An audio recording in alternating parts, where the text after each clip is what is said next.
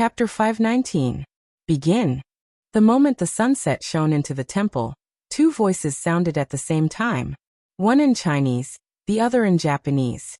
With a bang, Moko Yamashita's burly and muscular body was magnified in Lu Cheng's eyes. That pair of sharp broken eyebrows were clearly visible. There was still a remnant of his figure at the entrance of the Buddhist hall that he was originally standing at. Along the way, the red fog dragged along. The stone slabs and messy obstacles on the ground were all split into two. The cut was smooth and clean, as if it was made by a divine weapon. Lu Cheng's scalp went numb, and his hair stood on end. He was caught off guard by the enemy's flash attack. He couldn't dodge or retreat, nor did he have the time to use a simplified version of physical invulnerability or force concentration to block it. According to the videos he watched, even the experienced inhuman mighty one of the extreme Hadda sect wasn't at this level. Was it because of the uniqueness of his killing intent? Or was it because of the environment? In the blink of an eye, the ice mirror rippled slightly. Lu Cheng, who was resisting the invasion of fear, took control of his body and circulated his qi and blood to stimulate a few special parts, skipping the rest of the process. Simplified encountering gods in the void, fighting formula. Crack. He suddenly grew taller, and the cracks under his feet were like an earth dragon, spreading rapidly in all directions. At the same time he shook his shoulders, and the muscles on his arms protruded with dark green veins. With a bang he swung his elbow upwards, barely blocking Moko Yamashita's forearm, hammering with the momentum of flash. In that instant, the surrounding wind seemed to have stopped. The moving sunset seemed to have solidified. Even the desolation, pain, and killing intent dimmed. Only a pair of small fists with bulging muscles became the core of heaven and earth. One was greenish-black, the other was crimson. Both were slightly deformed, and the feeling of power and destruction was overwhelming. Boom. The pure collision of flesh created a sound like a bomb exploding. Lu Cheng's arm rebounded and his body leaned back. He took 3 steps back, each step leaving a clear mark. Even though he had used a simplified version of the fighting formula, he was still at a disadvantage against his enemy's flash strike.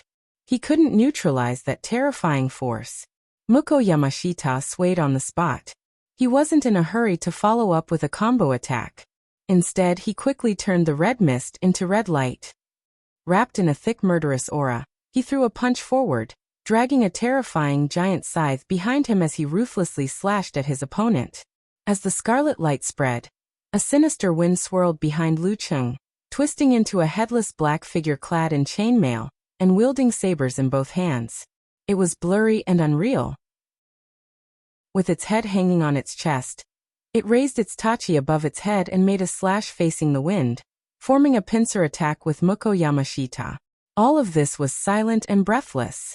It was as if there was a chill hidden in the north wind that even the dance stage experts' absolute reaction couldn't detect. Who would have thought that Moko Yamashita, who used the 7 Sins Hadouken, would be able to summon a helper? Lu Cheng's senses were sensitive. His ice mirror reflected his surroundings and only saw the buzzing behind him. There was an abnormality in the magnetic field. He immediately raised his guard and redirected his qi and blood to his lower abdomen, stopping his retreat in time. He sat firmly on the golden chariot, grasping the distance perfectly. After a short moment, his dance stage erupted. His legs swelled and he took advantage of the momentum to jump half a step forward. Lowering his waist and abdomen, he swung his left fist.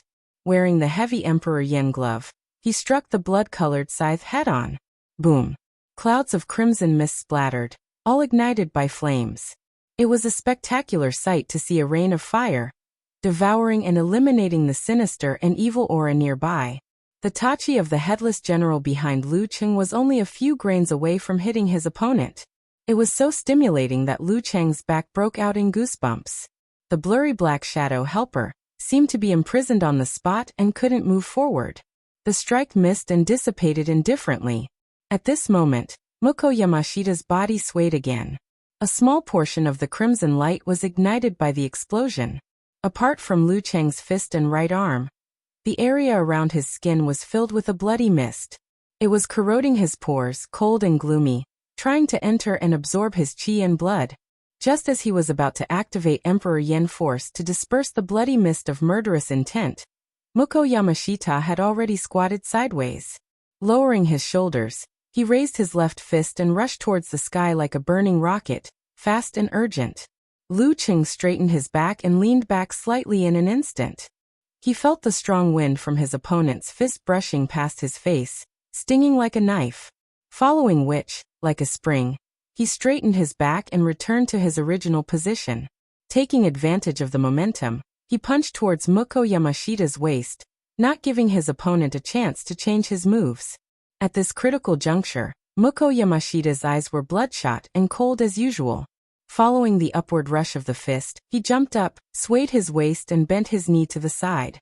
With a bang he blocked Lu Cheng's crushing punch. Using the momentum, he spun around and swept his leg horizontally, creating a blood-red tornado. One kick after another, going back and forth continuously, with endless ferocity. Bam, bam, bam. Lu Cheng's ice mirror reflected. Raising both arms, he kept blocking in front of him. Amidst the crisp sounds of his joints being pulled back, he defended steadily and retreated in an orderly manner. However, during this process, he was slightly alarmed to feel that his body's functions seemed to be eroded by the bloody mist of murderous intent. It started to deteriorate slowly, but he couldn't free his hands to perform force concentration to dispel the effects. Mukko Yamashita's murderous version of Seven Sins Hadouken blended perfectly with the special environment. If this goes on, I'll be in danger today, Lu Qing suddenly realized. He tried to interrupt his opponent's rhythm and find a chance to catch his breath. However, Mukko Yamashita, who had fallen into the murderous intent, connected his moves tightly. His attack power was terrifying. He was as crazy as an evil spirit, as bloodthirsty as an Asura. When the blood whirlwind was about to end, he immediately swung his arms and threw out a ball of crimson red, playing a remote duel with Lu Qing. You're a Hadouken, I'm a fireball. You're a blood ball, I'm a ray of cold light. Compared to August, Mukko Yamashita's Hadouken was already at his fingertips. He could perform it as he wished as long as his posture wasn't awkward. After catching his breath, he once again overlapped with the three-headed, six-armed, crimson Asura statue in the temple hall behind him. Once again, he left behind a trail of afterimages and crimson fog. Flash appeared near Lu Qing. He repeated the process from before, as if he wanted to use this crazy attack and the corrosive effect of the blood fog of murderous intent to completely defeat his opponent. His pair of dark red eyes were filled with a cold and satisfying murderous intent. He looked at his opponent who was struggling to hold on as if he was looking at a dish on a plate, waiting to be cut up and put into his mouth.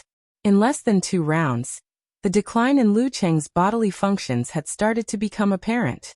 Without hesitation, he made a prompt decision to circulate his qi and blood to stimulate his body. Bam! Lu Qing seemed to have returned to his peak in an instant. His muscles stretched his trousers and expanded his clothes. His fist, which had slowed down by half a beat, exploded with terrifying speed. Like a shooting arrow, it arrived first even though it was launched later. It blocked his opponent's fist, which was covered in crimson light, in front of his lower abdomen. Boom! The sound of the collision of strength and explosion destroyed the desolation around the temple. Mukko Yamashita, whose murderous intent had reached its peak, and Lu Qing shook at the same time. They were evenly matched, and the latter was no longer in his passive state. Is it time to go all out? Joy flashed in Mukko Yamashita's eyes. The crimson light around his body grew brighter and thicker. He took a step forward and used his right palm as a knife, chopping down diagonally. It was as if there was the accompaniment of thunder. Lu Cheng's will was like a raging fire, and his heart was like an ice mirror. He calmly circulated his qi and blood once again, stimulating the corresponding parts of his body. He saw that they were slightly injured, and a small amount of blood was oozing out. Simplified fighting formula, double explosion. Seeing God in the void, suppressing others with higher realms. Bam! His left fist shot out like lightning, and like a cannonball, it pierced through the air barrier and blasted towards the palm knife. His entire arm was thicker than before, as if it came from a giant. Amidst the muffled sound, the crimson light scattered. Mukko Yamashita quickly retracted his palm, and his body swayed backward. Lu Cheng, on the other hand, remained steady. He controlled his body to repair the internal damage, and at the same time, circulated his qi and blood to stimulate the corresponding parts. He showed no mercy. Bam, bam, bam. Lu Cheng was like a god, coldly observing the minute details of his body. He constantly stimulated the hidden parts of his body without reaching the limit, causing the damage that he could bear to a certain extent. Once, twice, thrice. His arms swung continuously, and his fists bombarded continuously, one from the left, one from the right. Every move was heavy and could split mountains. He beat Mukko Yamashita until he was in a weakened state. The crimson light scattered, and his arms were trembling. He didn't expect his opponent's explosive secret technique to last so long. Boom. A few of the capillaries in Lu Cheng's eyes were broken, and his vision was filled with crimson. He turned his waist, twisted his knees, and swung his right arm fiercely. He forcefully pulled out an explosion from Mukko Yamashita's blocking fist, and sent his opponent retreating. Since the start of the battle, this was the first time he had turned the tables. Taking advantage of this opportunity, Lu Cheng lowered his waist, and circulated his qi and blood, reducing the negative effects caused by the explosion of the fighting formula. He stopped his body from collapsing. Even so, if he were to stimulate his qi and blood like before 2 more times, he wouldn't be able to bear it. Bam! His danqi gushed out. Lu Cheng was like an eagle, and pounced in front of Mukko Yamashita. He raised his arm, and punched downwards. Flames were ignited, and the crimson light was ignited, exploding in the silent abandoned Buddhist temple. Mukko Yamashita let out a low roar, condensed the crimson light, and punched without backing down. Bam! Loud noises were heard, and the dark clouds shook. Lu Cheng quickly and naturally connected the explosion of the dance stage. One punch was heavy, and the other was explosive. They were both Emperor Yen to restrain the evil. Double explosion, triple explosion, quadruple explosion. 10th explosion, 20th explosion, 30th explosion. Lu Cheng's face was calm, like a robot from the next century. He followed up with precise footsteps and spread his arms. Each punch was heavier than the previous one, and each kick was fiercer than the previous one. He caused flames to rise continuously in the desolate wilderness, and smoke to rise. Mukko Yamashita kept retreating, crushing the stone slabs and breaking the broken walls. This caused the Buddhist temple to shake continuously, and dust to fall. It looked like it was about to collapse. During this process, he clearly felt that Mukko Yamashita's body was weaker than before. In other words, the breakthrough of the enemy's murderous intent, and the bearing of the home ground environment, had created negative effects in other parts of his body, causing him to be stronger in offense than defense. He could only attack crazily, and once he fell into a passive position, the problem would be exposed. Bam! Lu Cheng turned sideways and punched, repelling the enemy and creating an expanding fireball. Mukko Yamashita retreated backwards, and unavoidably crashed into the Asura statue in the Buddhist temple. The statue fell to the ground, and its limbs were broken. At this moment, Mukko Yamashita suddenly paused, looked up at the sky, and let out a roar full of murderous intent. He ignored Lu Cheng's bombardment punch that was approaching him. The surrounding light suddenly dimmed. P.S. Today's writing speed has hit a new low. Only 3,000 words in 4 hours. Normally, it would be 6,000 words. The plot has been thought out long ago. I'll update what I've written first and try to get the second update before 11 p.m. I'll continue writing after I finish my meal. Chapter 520. Following that furious roar filled with murderous intent, the pain and fear that had been affecting and suppressing Lu Cheng's ice mirror suddenly rolled in and dissipated. The surrounding light dimmed eerily, as though dark clouds had risen from the ground. Gusts of chilly wind blew. The wind howled and condensed, pouring into Mukko Yamashita's body in an instant. An exaggerated repulsive force expanded outwards, forming an invisible barrier. Boom! Lu Cheng's punch landed. Red and white flames rolled out, dispersing the invisible force field. However, this was only half done. The further his fist moved, the slower its speed became. It was as though he had fallen into an invisible swamp. In the end, he couldn't move an inch, suspending half a foot in front of his opponent's abdomen. Everything seemed to have frozen. Once the force field was retracted, the magnetic field behind Muko Yamashita distorted, revealing a blurry black shadow that was holding a blade with both hands and hanging in front of its chest. Its body was burning with blood-red fog. It took a step forward and truly overlapped, with Muko Yamashita no longer distinguishable. The dark and gloomy Buddhist temple and the desolate wilderness suddenly brightened up, bearing the fiery glow of the sunset. Some parts were flowing with gold, while others were dazzling red. The red glow didn't just come from the horizon. It also came from Muko Yamashita. He was like a general soaked in blood, locking his gaze on Lu Cheng. At this moment, Lu Cheng suddenly felt a sense of danger. It was as if he was facing an existence that could seriously injure him. From the electric current in his tailbone caused by the absolute reaction, to the clear and accurate reflection and judgment of the ice mirror, to his supernatural ability to foresee the future in a short period of time, all of them were clamoring for him to dodge quickly and avoid the sharp edge. He didn't want to face the terrifying attack head-on, so that his body wouldn't be damaged. Muko Yamashita's attack that was about to explode was definitely stronger than the sure-kill Seven Sins Hadouken. It was a killer move that he had to use a special environment and preemptive preparation to complete. And it could only be used once. Lu Cheng's body jerked instinctively. His muscles and fascia were accumulating strength, ready to spring out. This allowed him to leap 10 to 20 meters, causing his opponent's ultimate attack to miss and truly turn the tables. But at this time, a few incoherent thoughts flashed through his mind in an instant. This should be the extreme Hadusect, which was similar to the Shura kill of the physical invulnerability experts. After the attack was launched, the speed would increase, and the power would increase with the accumulation of kinetic energy until it exceeded the effective range. With Muko Yamashita's current level, even if he had a breakthrough in his wave of killing intent, even if he had other support, he wouldn't be able to unleash the full potential of this move. He had just taken 30 blows of Emperor Yen force combined with the eruption of his Dan Qi. Even if his killing intent could eliminate, neutralize, and defend against most of the explosive impact, the accumulated injuries would not be light. His body's endurance had decreased.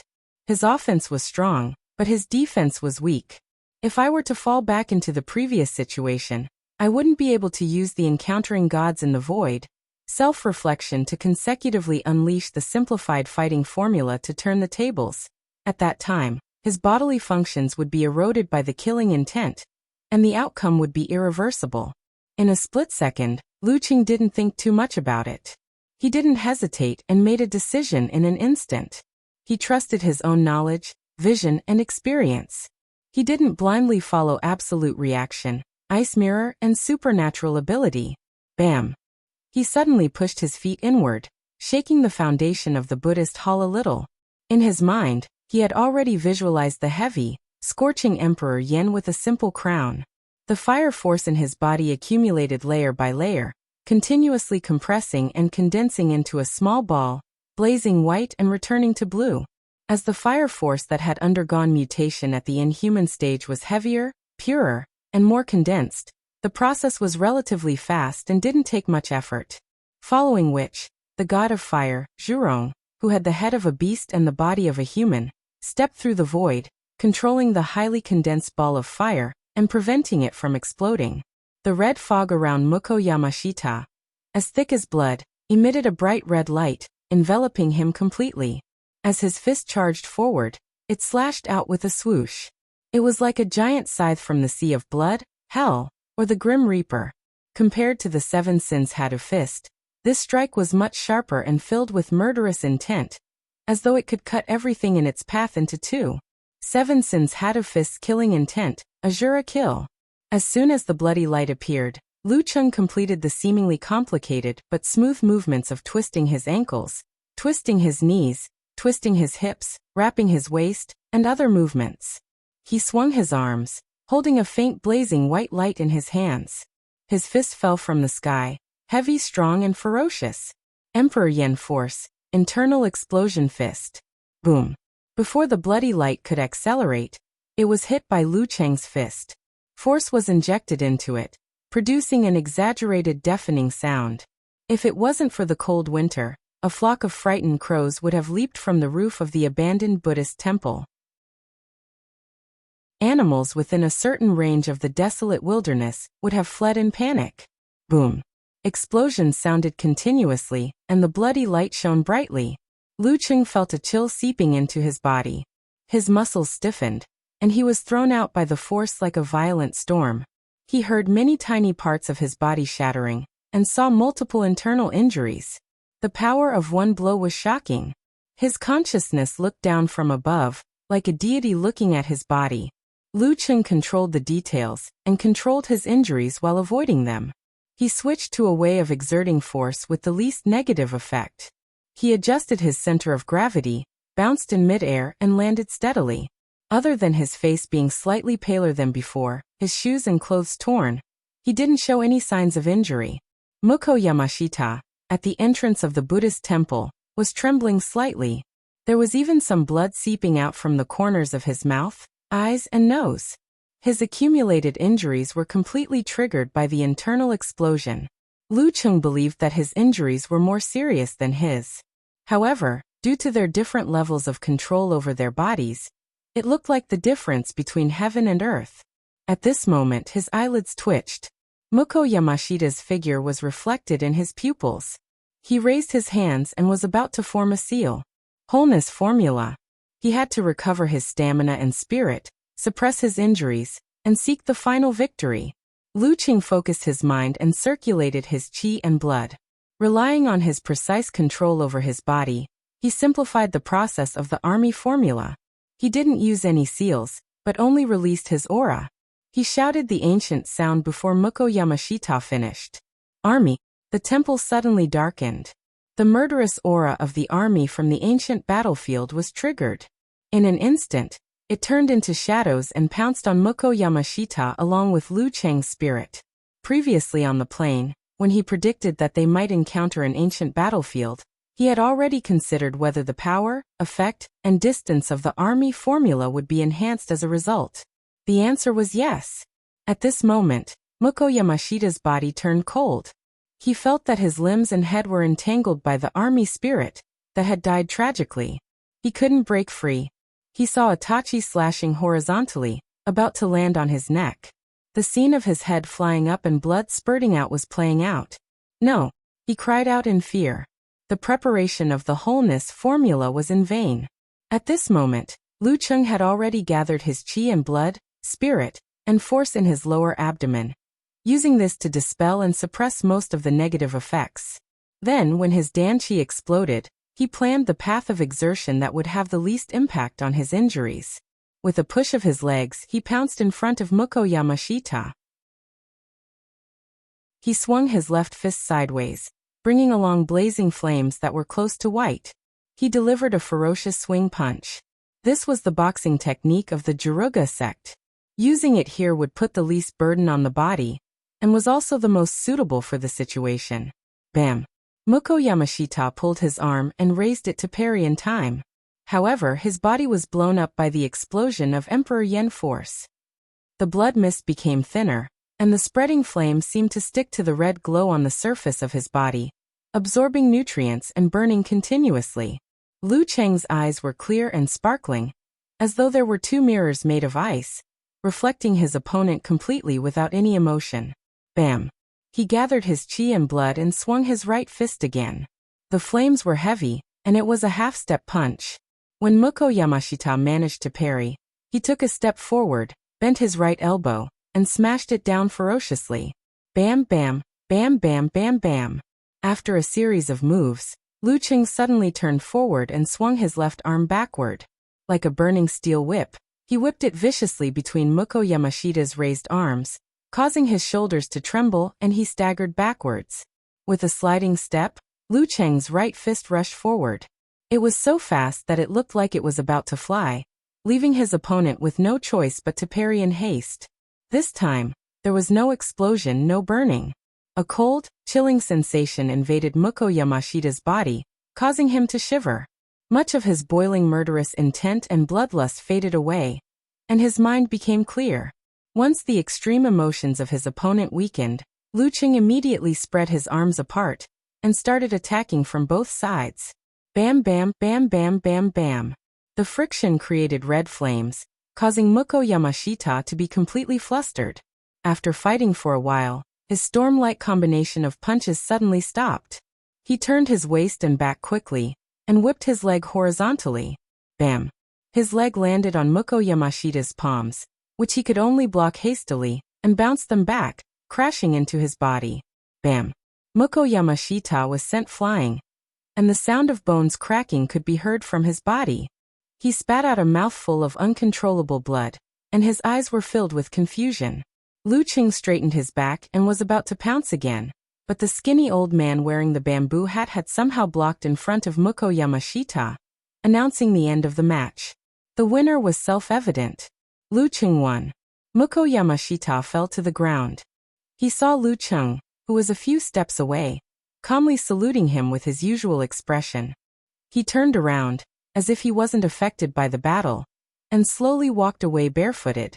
This scene made Muko Yamashita's heart sink deeper and deeper. He could no longer see the light of day and no hope.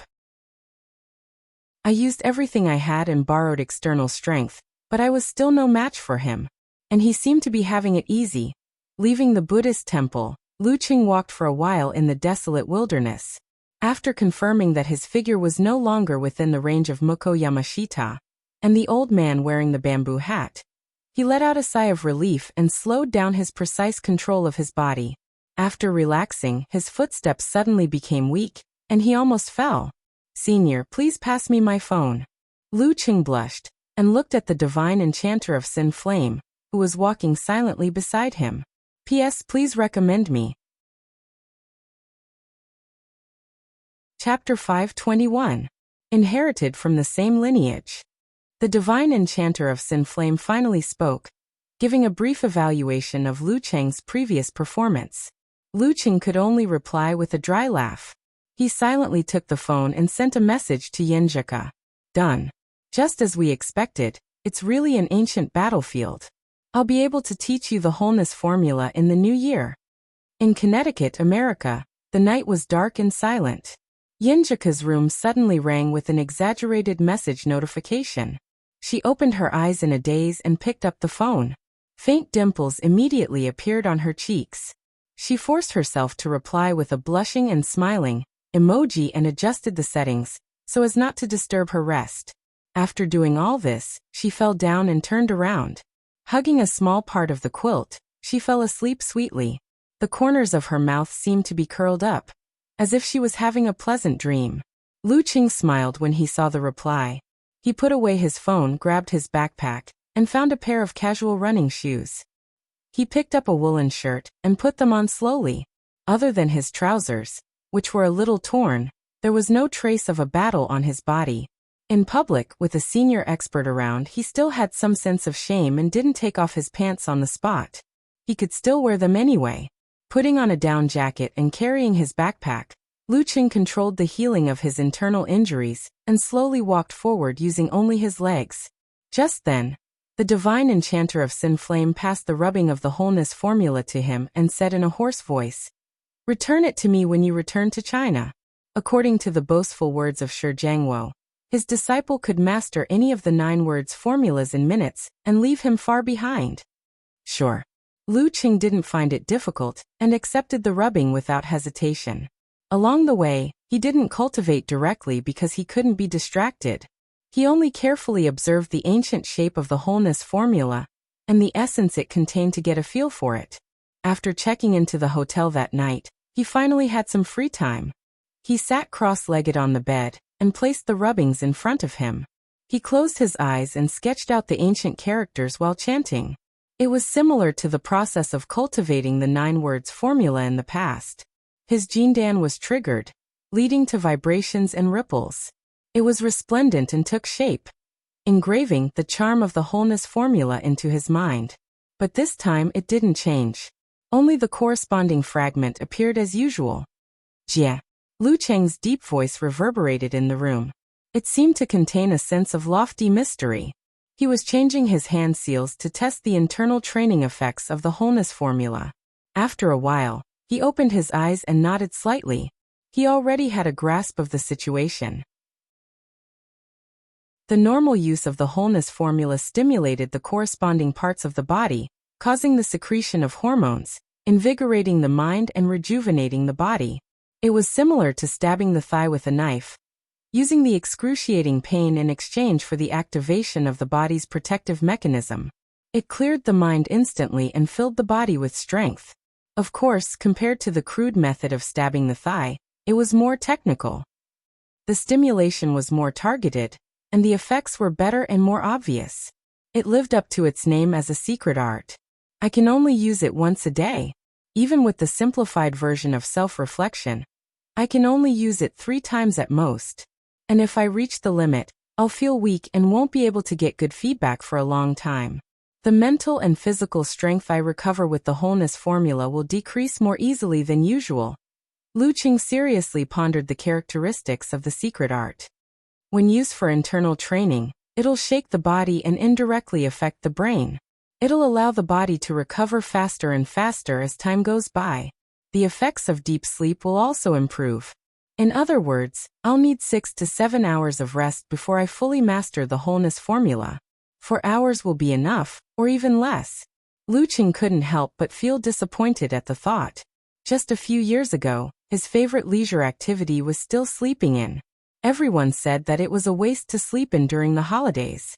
He had always thought that it was a waste not to sleep in during the holidays. But after he started practicing martial arts, he bid farewell to sleeping in. He no longer enjoyed it. Now it seemed that his afternoon naps could be shortened to half an hour, and his sleep time at night could be reduced by a third or even more. Sigh, this is good too.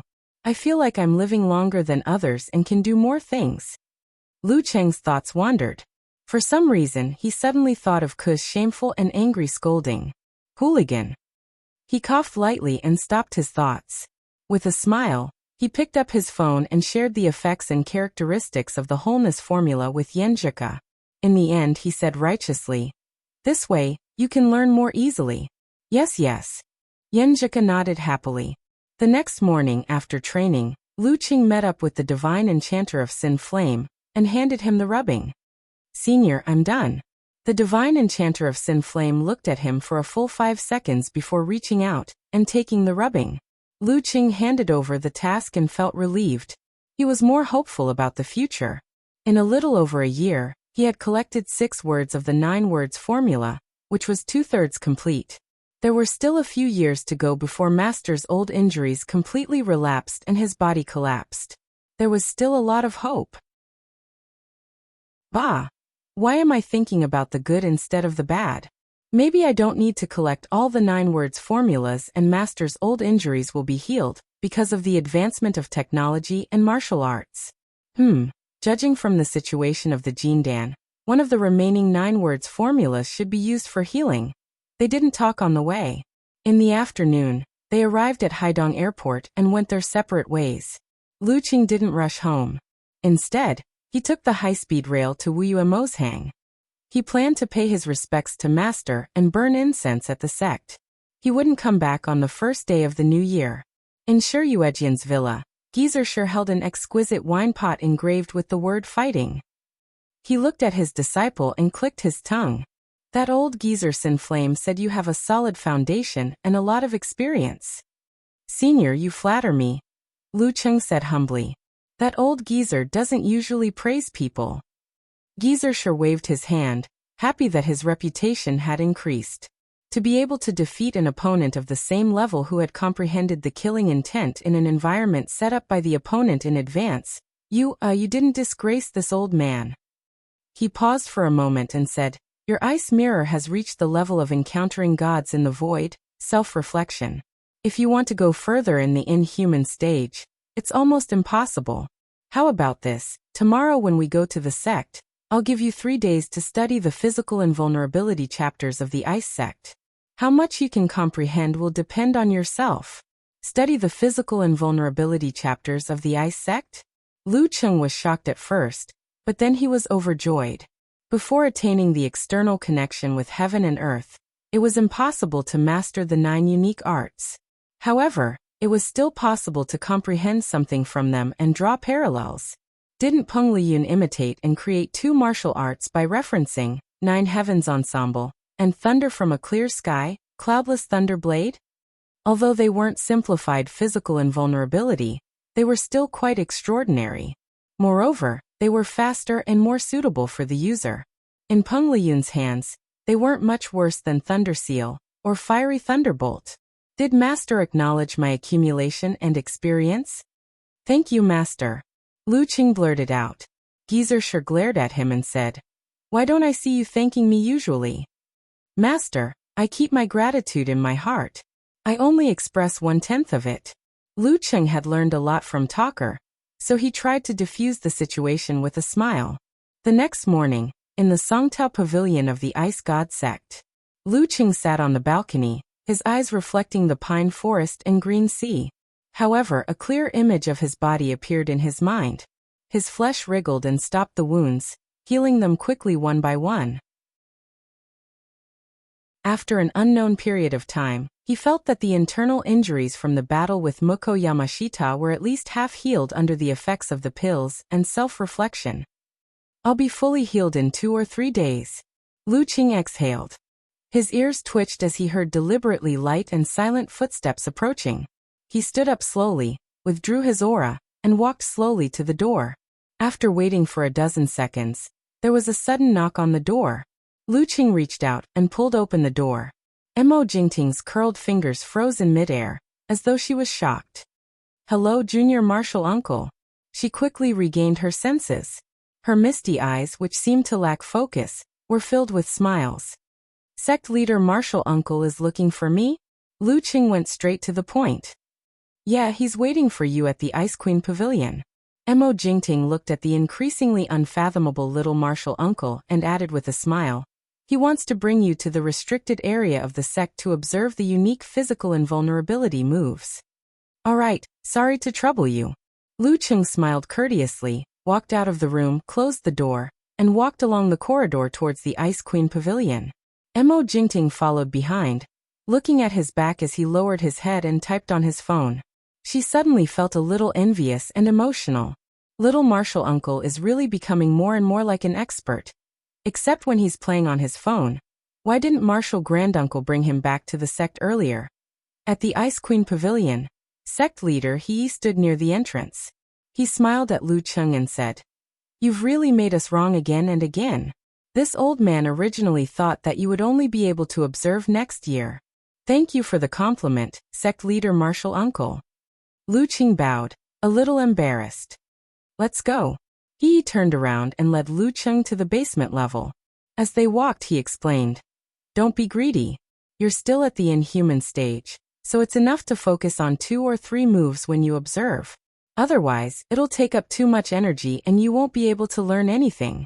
You've made some progress in Ice Mirror, so the most suitable move for you is the 5th move, Enemy Heart Freezing move. Also, the 6th move, Ice Spirit Holy Light, and the 1st move, Eternal Ice Wall, are more suitable for you. According to your master, the 9th move, Vast Starry Sky, Absolute Frost, is closer to your understanding. It's a pity that this move has long been lost due to the chaos of war. Even with the alliance of several sects, they could only come up with a weakened version. I hope that one day, you'll be able to innovate and perfect it, and even surpass the past. Lu Qing listened attentively as he followed sect leader Martial Uncle through a long corridor and 3 thick heavy metal doors. Amidst the illusion that this place was very technologically advanced, they entered a hall that was shimmering with silvery white light. Before he could observe his surroundings, even with his strength and realm, he couldn't help but shiver. So cold. P.S. Today is the death anniversary of the Elder. I originally planned to write 3 chapters yesterday to free up some time in the afternoon. However, my typing speed wasn't ideal yesterday, so I didn't succeed. Facepalm. Chapter 522. The entire hall was covered in a cold silver color, as though it was made of special metal. Here, it was filled with whistling cold winds, falling goose feathers, and sparkling crystals. It was so cold that it was like a place of 2 extremes. Yes, in the middle of the mountain, where it was isolated from the outside world. There was a terrifying snowstorm raging, as though it wanted to bury all living things. Lu Cheng subconsciously circulated his flame force to warm his body. Looking around, he realized that the source of the snowstorm came from 9 paintings hanging in different positions. They were made of special materials, like cloth or silk, and had different charms. Some were dark and cold, some were covered in snow and wind, some were crystal clear, and some were white. Together, they formed an illusory world of ice and snow. With so many objects with charms placed together, it was easy to attract and influence the outside world, forming a cycle. It was different from taking them out individually, where one could only sense them by touching them. Lu Qing nodded thoughtfully, his gaze sweeping the other places. At the corresponding positions of the 9 paintings, there was a stone platform on which different items were placed. Some were golden pages, some were crystal items, some were plain, and some were full of charm. The 9 stone platforms were like stars, surrounding a transparent cabinet in the center. Inside the cabinet was the ice essence bead, which seemed to be condensed by blue light.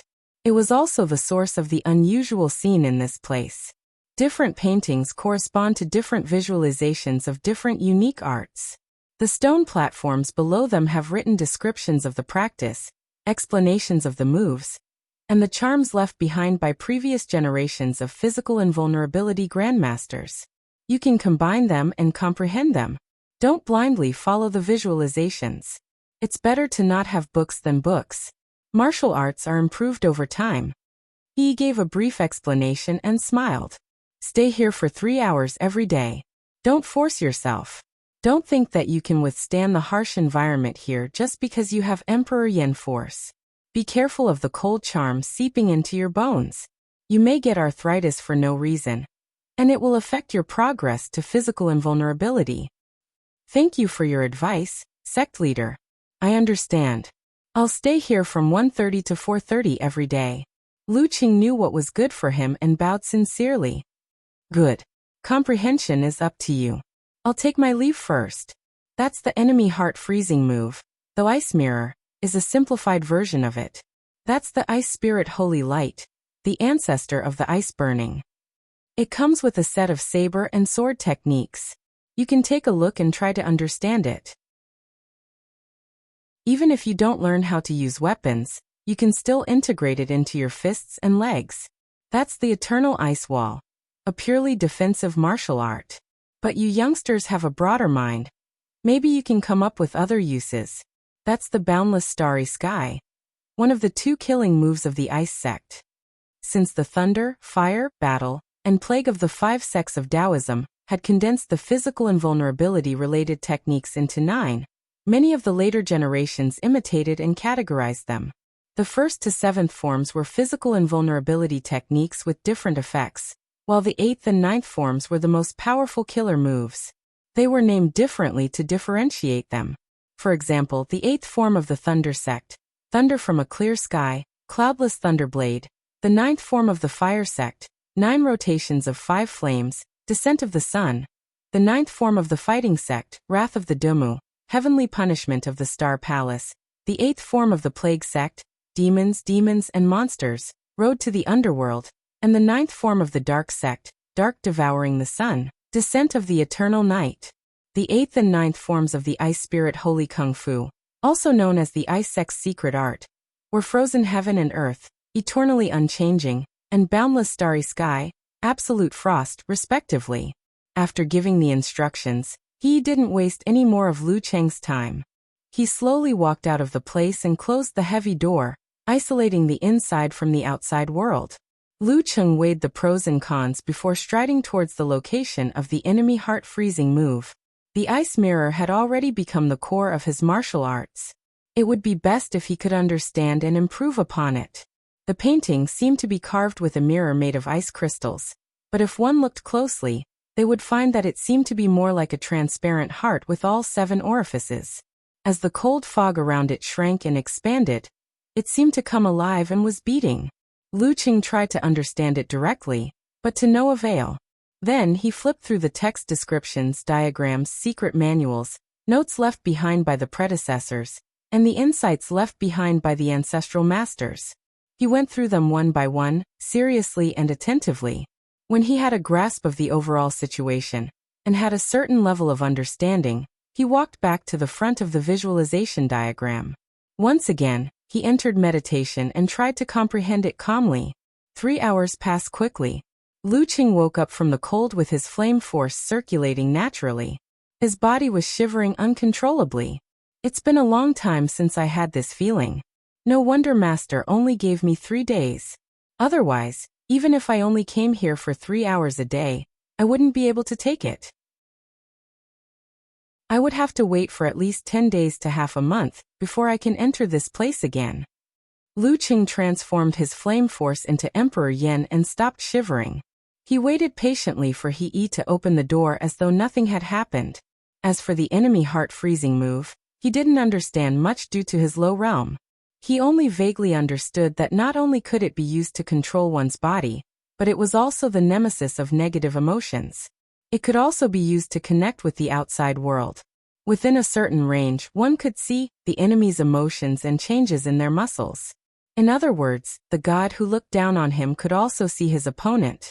Based on this, Lu Qing had a preliminary idea of how to train after the ice mirror.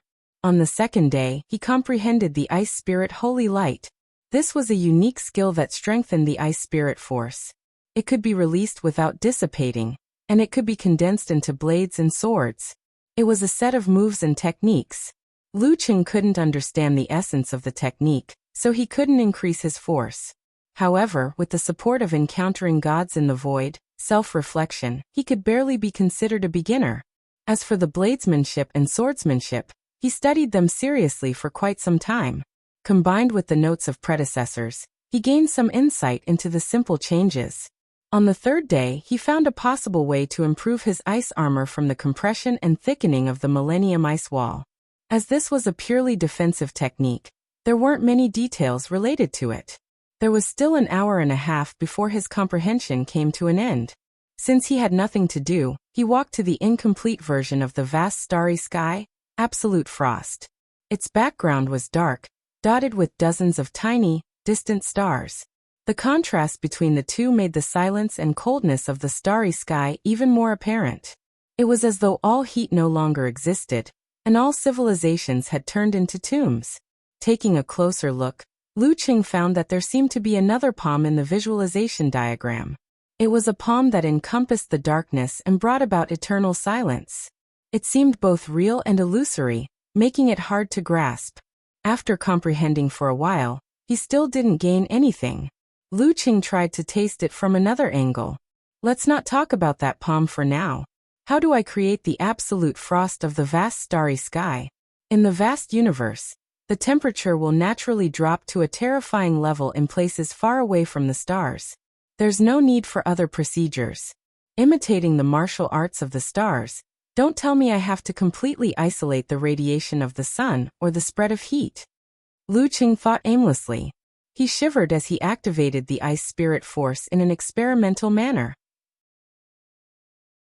First, he used the principle of heat insulation to stack his force, leaving a gap in the outer layer to block the heat and increase the temperature of the core. However, he failed miserably. Following that, he expanded his force in an attempt to lower the temperature, but he still failed. Again and again, Lu Qing's fire could only last for less than a minute. Just like his previous attempts, he always failed. Seeing that there were still more than 10 minutes left, he gave up and stared at the visualization diagram again. The more he looked at it, the more he felt that it was very similar to the starry sky when he reached Dan equilibrium. It's very similar. Lu Qing thought, and a bold idea came to him. I can't feel the charm of the diagram, but I can directly imitate its state. Let's see if I can get some experience from it. Lu Qing immediately put his thoughts into action. He withdrew his qi and blood and balanced his ice and fire. The former was dark and cold, while the latter was heavy and hot. Together, they maintained the existence of the starry sky universe. For other Dan stage practitioners, they would have to expand their Dan force at this point.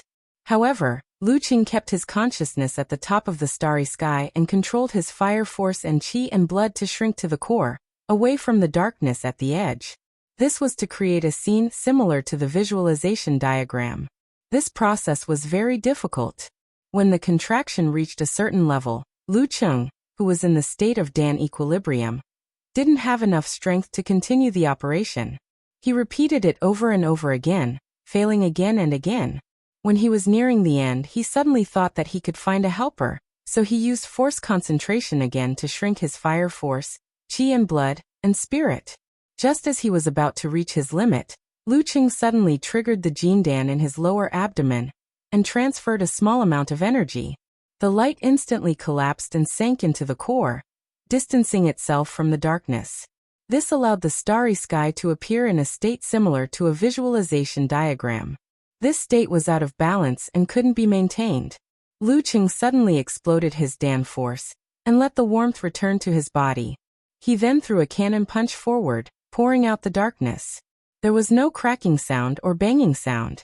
In front of his fist, large pieces of light blue ice crystals silently condensed in the void where the snow was falling. It was as if the air was solidified. This strange phenomenon disappeared in a flash. Lu Cheng's whole body was sore and weak. He gasped for breath as he looked at the effect of the punch. He was a little happy.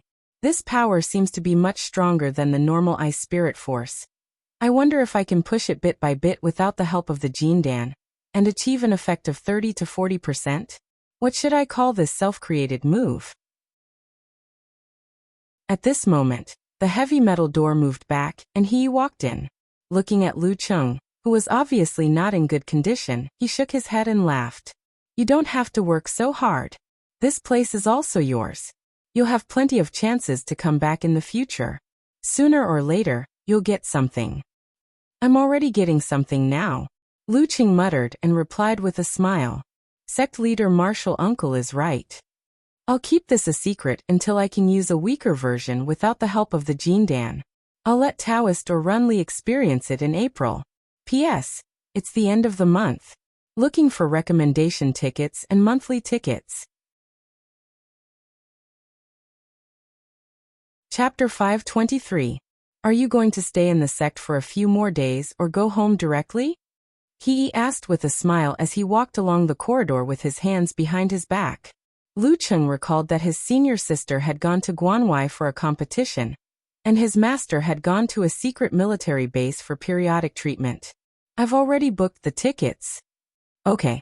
He walked up the stairs and into the main hall of the Ice Queen Pavilion. I'll get Jingting to send you to the airport. No need to trouble Marshal Nisemo. Any disciple will do. Lu Cheng blurted out. He always felt uneasy around that crafty superstar. What if she made use of him and created a scandal? Wouldn't that hurt Ke's feelings? She's free right now. What trouble is there to talk about? He picked up the phone and called Mo Jingting over. Lu Cheng couldn't refuse good intentions. Since what was done couldn't be undone, he didn't say anything else. He just had to keep his distance later. Also, after that concert, Mo Jingting had clearly restrained herself from doing anything that could cause misunderstandings. While waiting, he unlocked his phone and said to Yen Zhuko with a big smile. I've learned something from vast starry sky, absolute frost today. Who knows, I might be able to create some new moves. Since it was midnight and the girl was still asleep, Lu Cheng didn't wait for a reply and added. I plan to keep this a secret for now. We'll talk about it after I actually create something. Yeah, I can use this time to talk to Master about this and get some pointers. After a while, Mo Jingting arrived at the Ice Queen Pavilion with her car keys in hand. Her tight-fitting dark blue jeans accentuated her tall figure and slender legs. She casually put on a short beige jacket, and her straight hair casually draped over her shoulders. She looked more like a girl next door than a movie star. Young Martial Uncle, aren't you going to have dinner before you leave? She looked at everyone in a daze. Lu Cheng's figure was reflected in her affectionate eyes. Lu Cheng smiled politely. I'm in a hurry. I'll eat at the airport. Young Martial Uncle, you're so eager to go home. Mo Jingting teased him, acting like they were close friends. After getting into the car and fastening his seatbelt, Lu Cheng recalled the past and explained to his wife with a snicker. Sect leader Martial Uncle asked Mo Jingting to send me to the airport. Now that I know that the rearview mirror can be controlled, I won't make any mistakes. Mo Jingting skillfully started the engine. Out of the corner of her eye, She caught a glimpse of Lu Cheng's upturned mouth. She couldn't help but ask curiously, "Young martial uncle, what are you laughing at? Did I drive the wrong way?" Driving posture. It's easy for people to misunderstand. Damn it, it's all those old drivers' fault for using the word driving so badly. Lu Cheng thought to himself. He shook his head and laughed.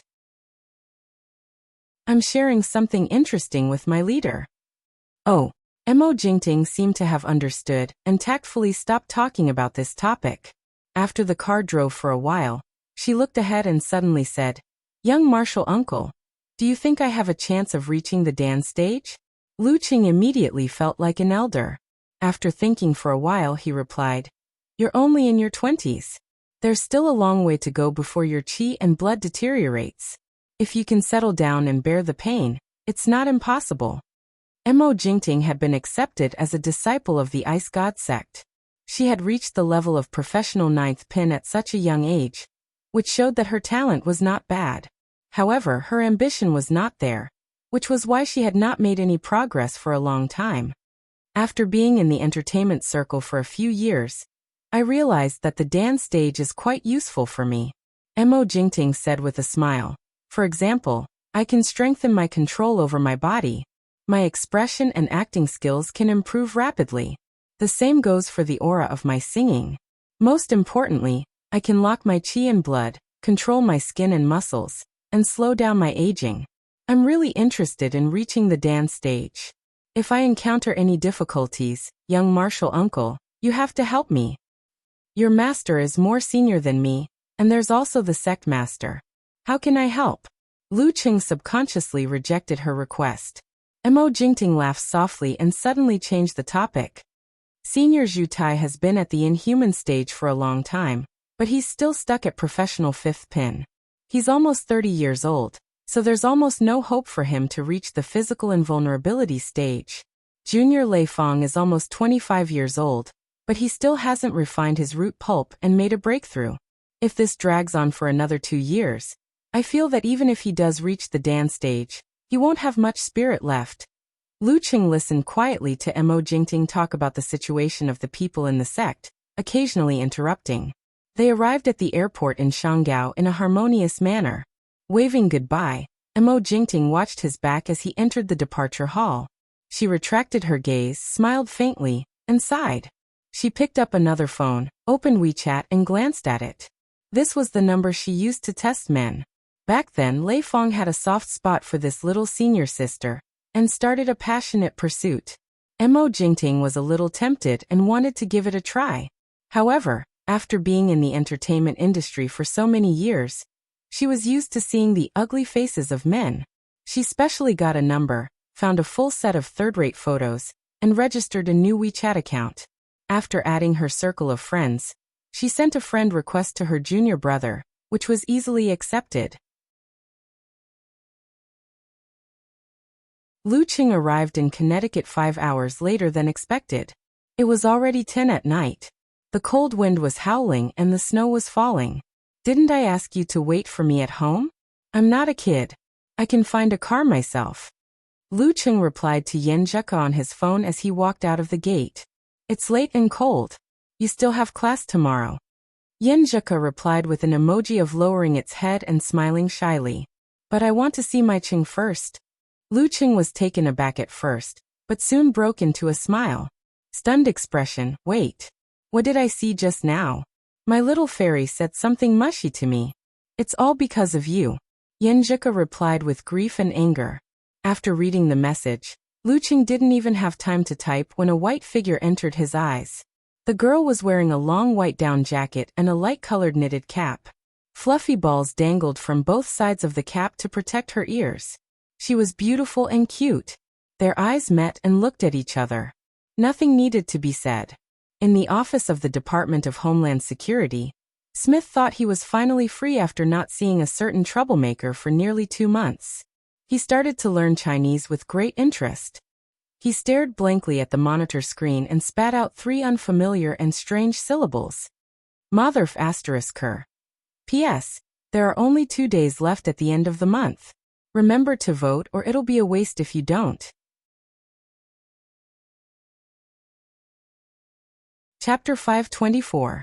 Lu. As Smith often called him that, Lu Qing already had a reaction to it. However, when he looked in the direction of the voice, all he saw were two unfamiliar Caucasian students. Sensing his gaze, George and Wilton got even more agitated. They blurted out a series of words and slang. Not only were they as fast as a machine gun, but they also interfered with each other. Lu Qing, whose hearing was barely good enough, was confused. He could only vaguely make out the familiar words King of Youth League. However, the professional security guard, who had put some distance between them, understood most of it. That Asian boy is in the top 4 of the King of Youth League. He's the idol of those two students. I wonder what competition it is. Looks like they're hardcore fans of Chinese culture. They're crazy about martial arts, which is more mysterious than martial arts. The security guard gave his evaluation and thought highly of Lu Qing. He took out his encrypted phone and started contacting the headquarters. As a professional bodyguard, when an unknown person with a certain level of strength appeared around his employer, he had to carefully investigate the background of the person, prepare a plan, and guard against accidents. Participated in the King of Youth League. They call him Lu. He described Lu Cheng's surname with a similar pronunciation. Please reply as soon as possible. After sending the message, he held his phone in his hand and waited for a reply. He looked at Lu Qing warily and observed his interaction with the students. Just then, his phone buzzed and vibrated wildly. It almost broke free from its restraints and escaped. The senior security guard picked it up and looked at it, only to see one shocking blood-red word after another on the screen. Very dangerous. Do not approach. Avoid him.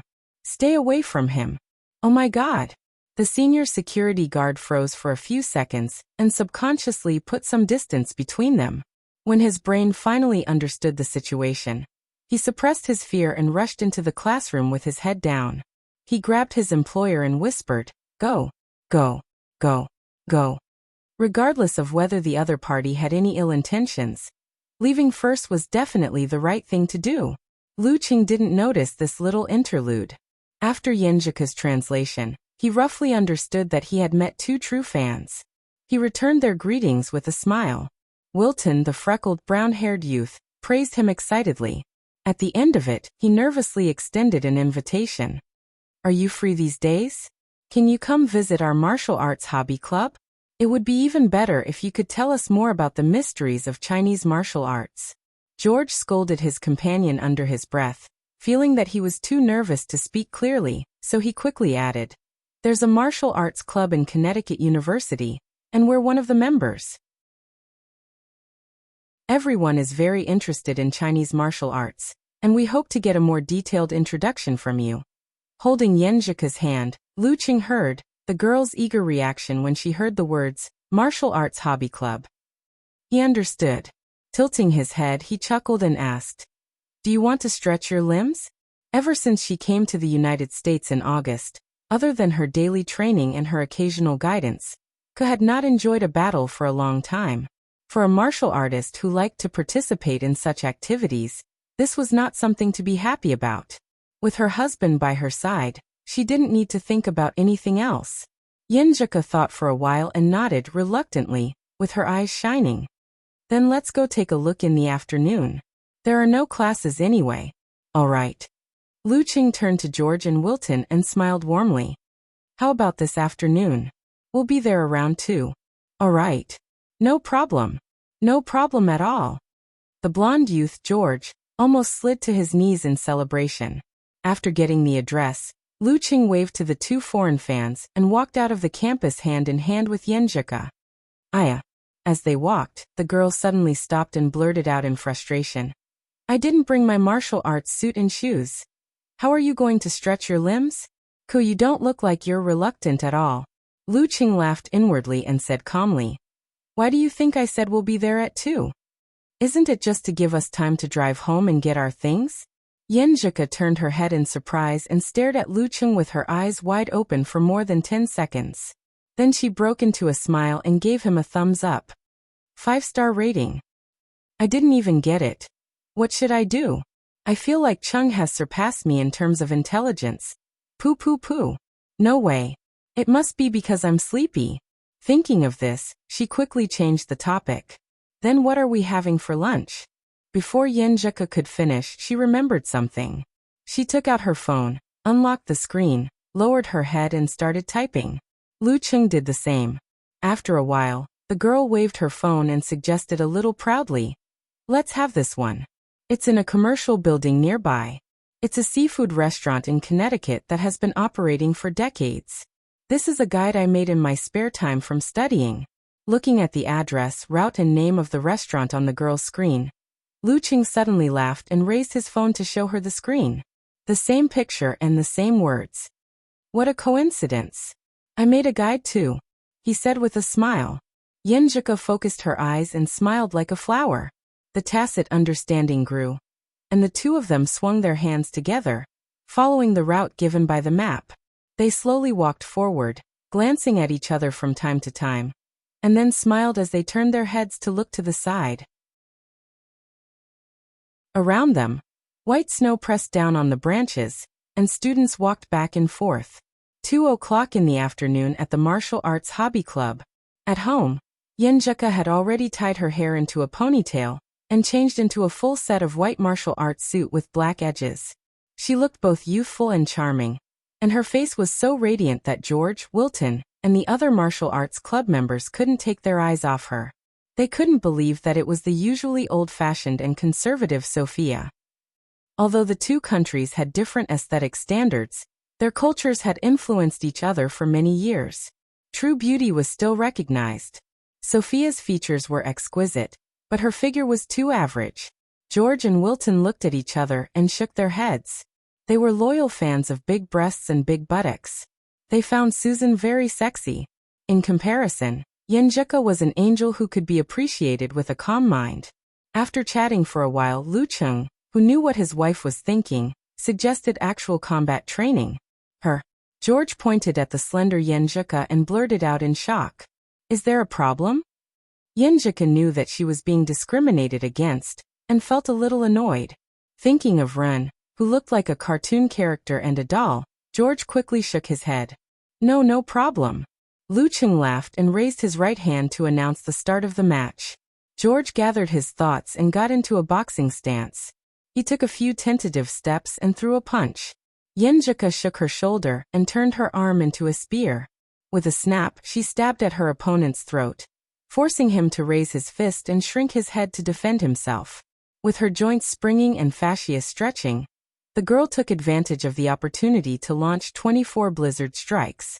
After 3 punches in a row, she suddenly swung her waist, tightened her trousers, and gave a low kick. George, who was already a little flustered, was suddenly kicked. He raised his right leg to block and swung back, and his body fell forward. Next, Lu Cheng reached out to support George and let Wilton take over. This Caucasian student's skills were probably only of amateur third pin, but his body condition was good and his arm strength was sufficient. Overall, he was probably of amateur first pin. It was a pity that he couldn't make full use of his strength. Wilton was slightly weaker than George, but Yenjika, who hadn't used her skills for a long time, let go of one opportunity after another to prolong the match.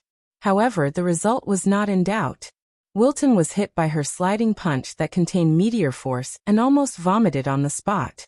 The Caucasian girl, Colleen, was next.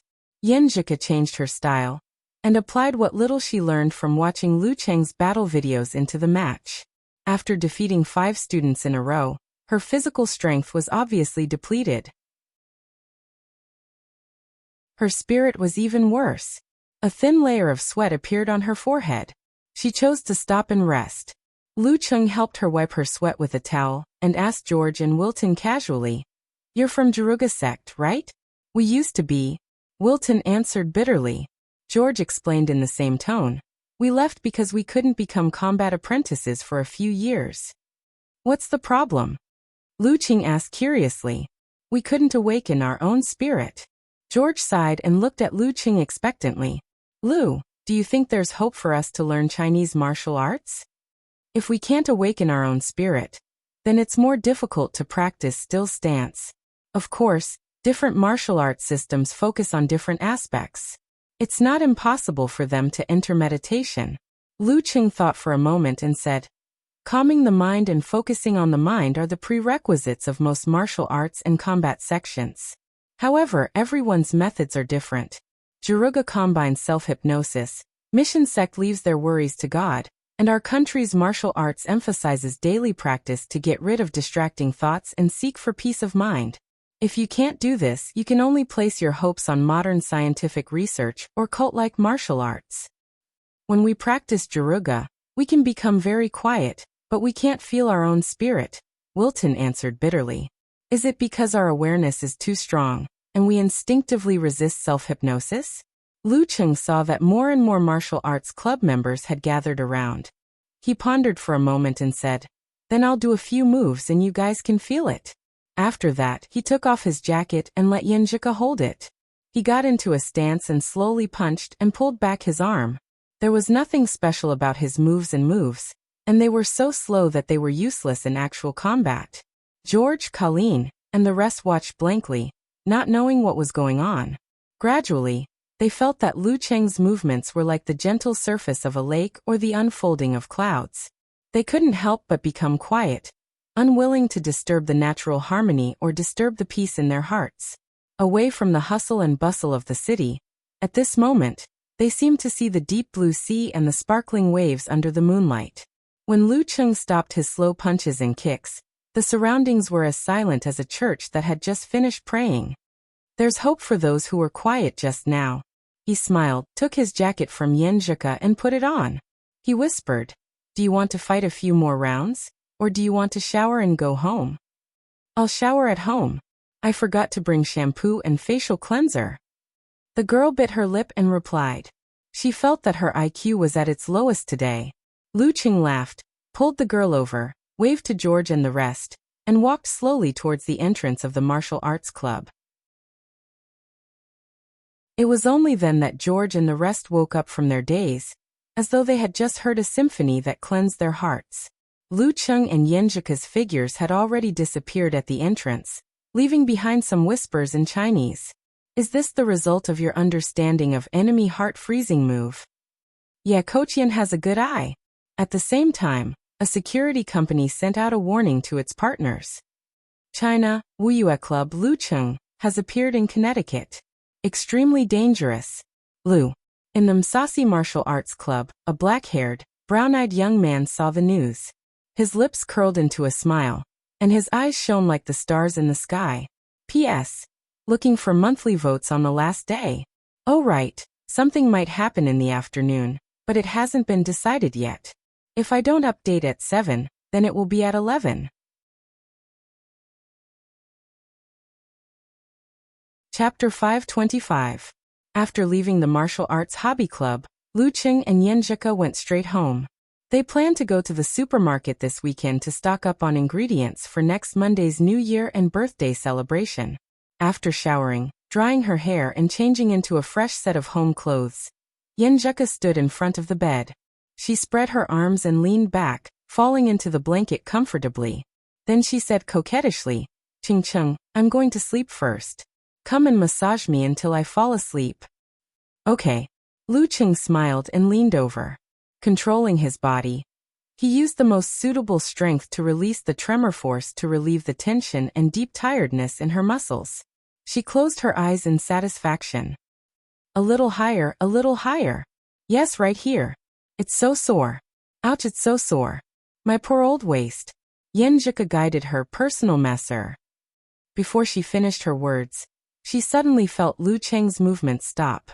She let out 2 muffled laughs. The girl was at a loss at first. Then she came to her senses and buried her face in the pillow. She hit the side and said fiercely, It's all your fault. Lu Cheng apologized seriously. His technique became more and more exquisite.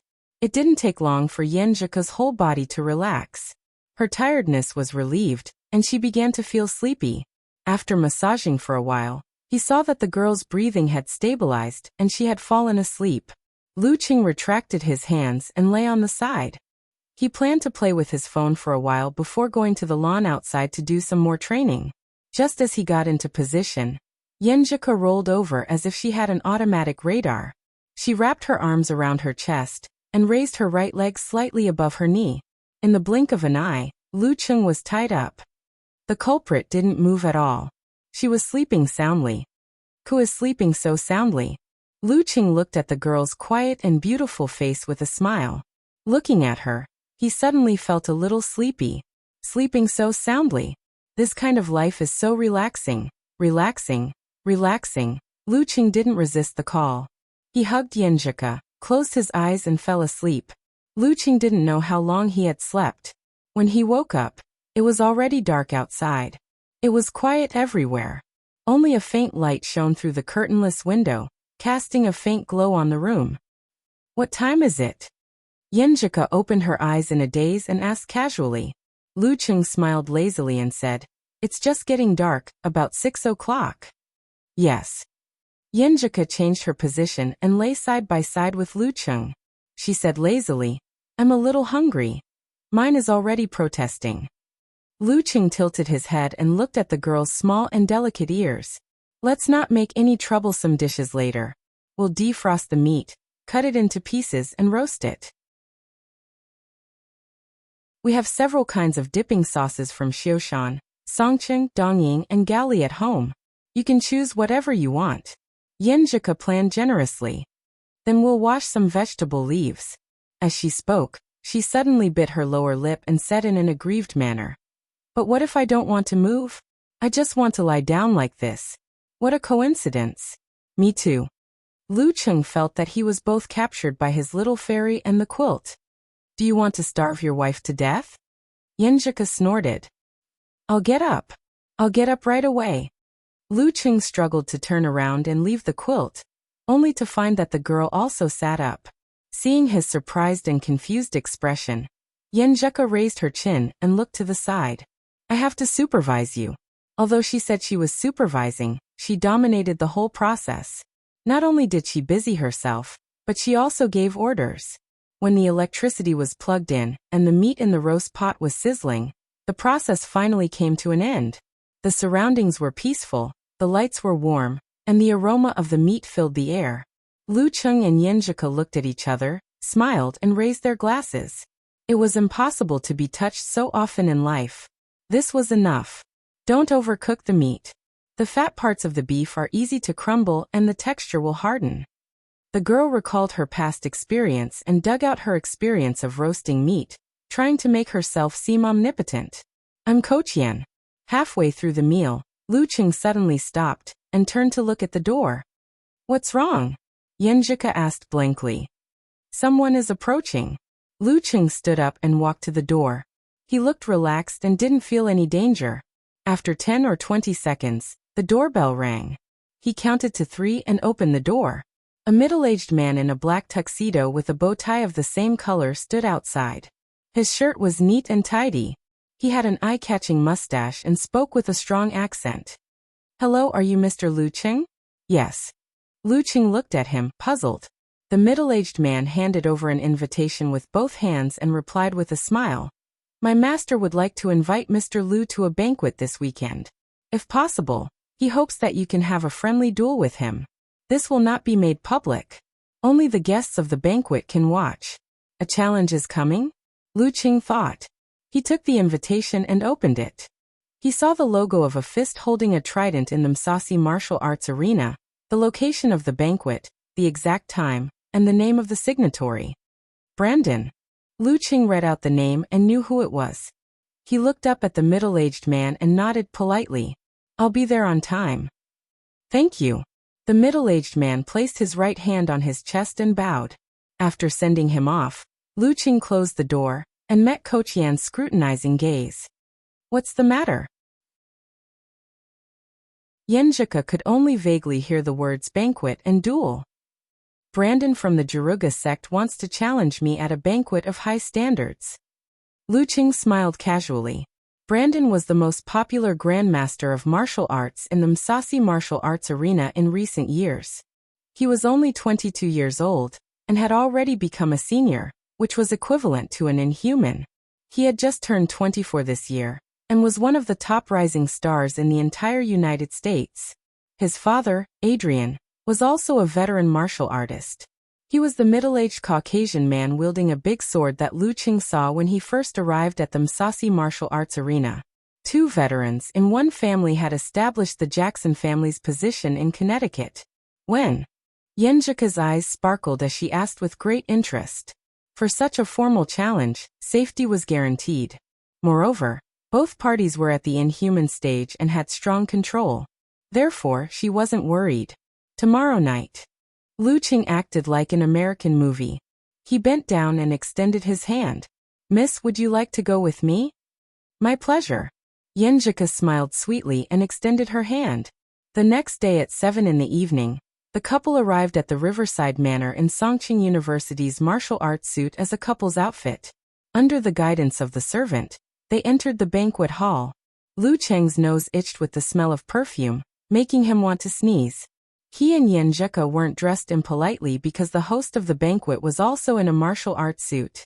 Brandon stood by the floor-to-ceiling window, holding a glass of golden champagne. He raised his glass at Lu Cheng and Yenjika with a smile. He had black hair and brown eyes.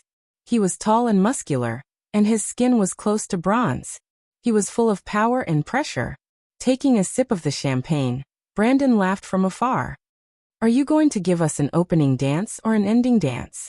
As he spoke, he pointed at the open-air martial arts arena outside to prevent Lu Cheng from misunderstanding. The place was brightly lit, as though it was daytime. Huge Roman-style stone pillars stood there.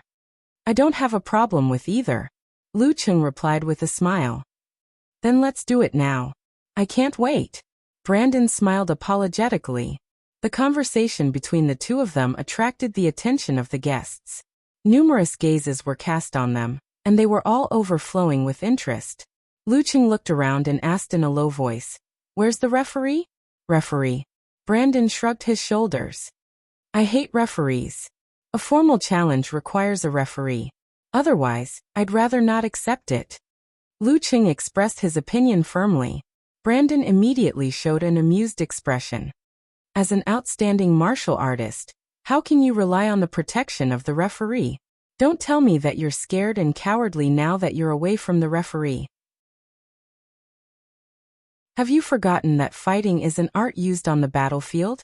Have you forgotten the boiling blood and the courage of a man? Only those who are used to fighting without any protection are real men and real warriors. If you admit that you're a boy crying in his mother's arms and a shameful coward, then you can leave. Yenjika was infuriated by his words. Her body trembled slightly. Let's go. Lu Cheng pulled her, turned around calmly, and walked towards the door. If I hadn't experienced those few life-and-death battles, I would definitely be enraged. However, the more I experience the feeling of walking on the edge of death, the less I want to take the initiative to try it. I'm not afraid, but that doesn't mean I like it. Since I started practicing martial arts, all the battles without a referee were either because I had absolute confidence or because I was forced into it. How can I take the initiative to jump into a dangerous situation? This is completely against my martial arts will. I'm not protecting my reputation. Yenjika followed him blankly. She suddenly calmed down under the surprised gazes of the guests. She held Lu Cheng's hand tighter. She felt that he was more courageous than accepting the challenge. All right. At this moment, Brandon clapped his hands and said with a sigh, I can only force myself. Mr. Poke, please be the referee for today's battle. Lu Cheng stopped in his tracks and turned around. He calmly met the gazes of those who were looking at him, as if he was a coward. P.S. Don't waste the remaining monthly votes. Also, ask for a guaranteed monthly vote for July. You can vote after midnight. Chapter 526. The Jackson family held an important position in the entire Juruga. There was no lack of experts attending their banquet. Even if Brandon didn't invite his father, Adrian, to be the referee to avoid suspicion, there were still other suitable candidates. Poke, who was not a member of the Musashi, came from another sect within the Juruga Martial Arts Society that emphasized fist and kick. He was a veteran Grandmaster of martial arts for more than 20 years. He had a light yellow beard that was almost white, and his eyes were dark blue. When he raised his head, there were no wrinkles. He sized up Lu Cheng, who had turned around and slowly finished the champagne in his hand. He placed the glass on the waiter's tray and replied with a deep voice, "All right." He didn't say much, nor did he make any sarcastic remarks. He instantly turned into a neutral referee, exited from the side door, and walked to the center of the Roman stone pillars. "Please." Brandon bowed with a smile and made a gentlemanly invitation to Lu Cheng. Lu Cheng passed his phone to Yenjika and returned the gesture with a composed expression. He calmly followed the referee and entered the open-air arena. Brandon paused for a moment and suddenly moved his arms. His muscles, fascias, and joints emitted sounds of strength. The floor-to-ceiling windows behind him trembled slightly and shook continuously. Good. One by one, the guests gave him a thumbs up. After the warm-up was over, Brandon walked out of the banquet hall with his heavy body and nimble footsteps like a human bear. He stood in front of Lu Cheng and got into a boxing stance. The towering ancient stone pillars around them cut off the field of vision, making the venue desolate and spacious. The smile on Brandon's face gradually disappeared. His eyes seemed to be burning with a star-like radiance, brimming with a strong desire for battle. He locked his opponent's figure in the center of his pupils. When he said he didn't want a referee, it was his honest opinion and also a psychological tactic. If his opponent couldn't stand the sarcasm and chose to fight as a man, he would enter the environment he was most familiar with. His opponent would definitely be fearful of any unexpected accidents. If he was afraid of danger and insisted on not agreeing to a retro gladiator fight, he would feel dejected even with a referee. He would feel that he had lost a round before the match had even begun. It would be hard for him to show any courage or guts in front of him. Although Lu Cheng's reaction of leaving without hesitation was a little unexpected, it was still considered normal and didn't affect him. At this moment, Poke raised his right hand and thoughtfully reminded him, "Get ready." Immediately after, he waved his hand fiercely. His voice passed through the windows and into the hall. "Begin." Just as the referee finished his sentence, Lu Cheng suddenly saw a blinding light erupting from the surface of Brandon's body. The light blinded his vision, and he couldn't see anything clearly anymore. Awakening one's self-spirit was the starting point of the true inheritance of the Jiruga sect. It was also the key to becoming a combat apprentice. From this point onwards, the practitioner would follow a special training method to strengthen one's self-spirit step by step. It would complement and strengthen one's self-spirit with the strengthening of one's physical body, until the mutation of one's cells and genes occurred, giving rise to special, inhuman abilities. The Jiruga sect named these abilities differently from the mainstream. Some were called Tsi, some were called stars, and so on. What Adrian and Brandon had awakened were stars. They had the function of heaviness and the mysteries of light. At this moment, Brandon displayed the results of his cultivation in the past year without holding back. Star. Radiant light. Lu Cheng's vision was blinded by white. All he could hear was the sound of his enemy breaking through the air barrier at high speed. Other than that, everything else was covered up. It was as though Lu Cheng had completely lost track of his enemy. Brandon appeared diagonally in front of Lu Cheng in a flash. Exerting strength in his legs, he turned his back halfway and swung his right arm out. Covered in specks of light, he executed a perfect right hook from the bottom to the top, aiming straight for his opponent's chin. With the heaviness of Star and his own strength, he was confident that he could forcefully break through any of his opponent's barriers other than Dan's stage explosion. Moreover, the Jiruga sect's explosion was based on one's self-spirit. There was no need for the so-called qi and blood concentration, like the Chinese martial artists. Although it would result in the loss of the terrifying ability to unify one's force and absolute reaction, it would increase one's speed by a notch. Not only that, but it would also give one a stronger sense of danger. Each had its own advantages and disadvantages. Brandon's current plan was to use the initiative to his advantage and completely suppress his opponent, not giving him the chance to control the rhythm and avoid his weaknesses. Bam! Brandon's fist pierced through the air, causing goosebumps to form on Lu Cheng's chin. However, in a situation where he couldn't see or hear, he quickly raised his right arm and threw a sideways punch, accurately landing on the side of Brandon's uppercut. With a light strike, he deflected his opponent's thick arm, causing it to miss its target. Brandon had anticipated this. He immediately put his left fist into position and combined them. While Lu Cheng's sight and hearing had yet to recover, he launched a series of attacks. Crisp sounds rang out continuously. Not only did his combat techniques carry traces of Musashi, but he also seemed to incorporate the characteristics of Miluo, Nanjing, and other countries. His knee strikes and low kicks were at the peak of perfection, effectively making up for the gaps in his punches. Bam, bam, bam. Brandon's punches alternated between hooks and swings. Sometimes they were straight, and sometimes they were pointed. Sparks of light scattered, illuminating the crystals on Lu Cheng's hands, arms, and legs. During this process, he slightly stimulated his own spirit, causing his muscles and tendons to tremble. He completed a low-intensity outburst. His punches were heavy and his strength surged. His attacks were tightly connected, and his rhythm was extremely fast. Lu Cheng couldn't find an opportunity to use force concentration. He could only use ice spirit to block and take a step back. In order not to associate him with the Deliverer Man, and to effectively familiarize himself with his gains from last year, he planned to use Emperor Yen force sparingly in official events in America. He planned to use it as a surprise attack at a critical moment. Bam! Bam! Bam! Lu Cheng swung his arm and threw a punch.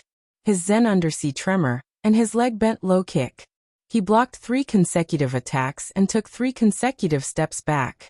Every step left a clear crack on the stone floor. The guests watching the battle through the floor-to-ceiling windows relaxed as they sipped on their champagne. Yenjika held a glass of plain water. There wasn't any worry on her face. She and Lu Cheng had discussed the current situation many times last night and during the day. As expected, after taking 2 more steps back and almost crashing into a Roman stone pillar, Lu Cheng suddenly advanced instead of retreating. He jumped half a step and threw a quick punch at his opponent's lower abdomen. Brandon's fist was shrouded in starlight. It looked like he was wearing a practice glove. He swung his arm and blocked his opponent's attack with a bang. Boom. The sound of rolling thunder reverberated in all directions. Both of them, who seemed to have frozen momentarily from the collision of their fists, shook at the same time. Their radiance turned white and turned into frost that splashed outwards.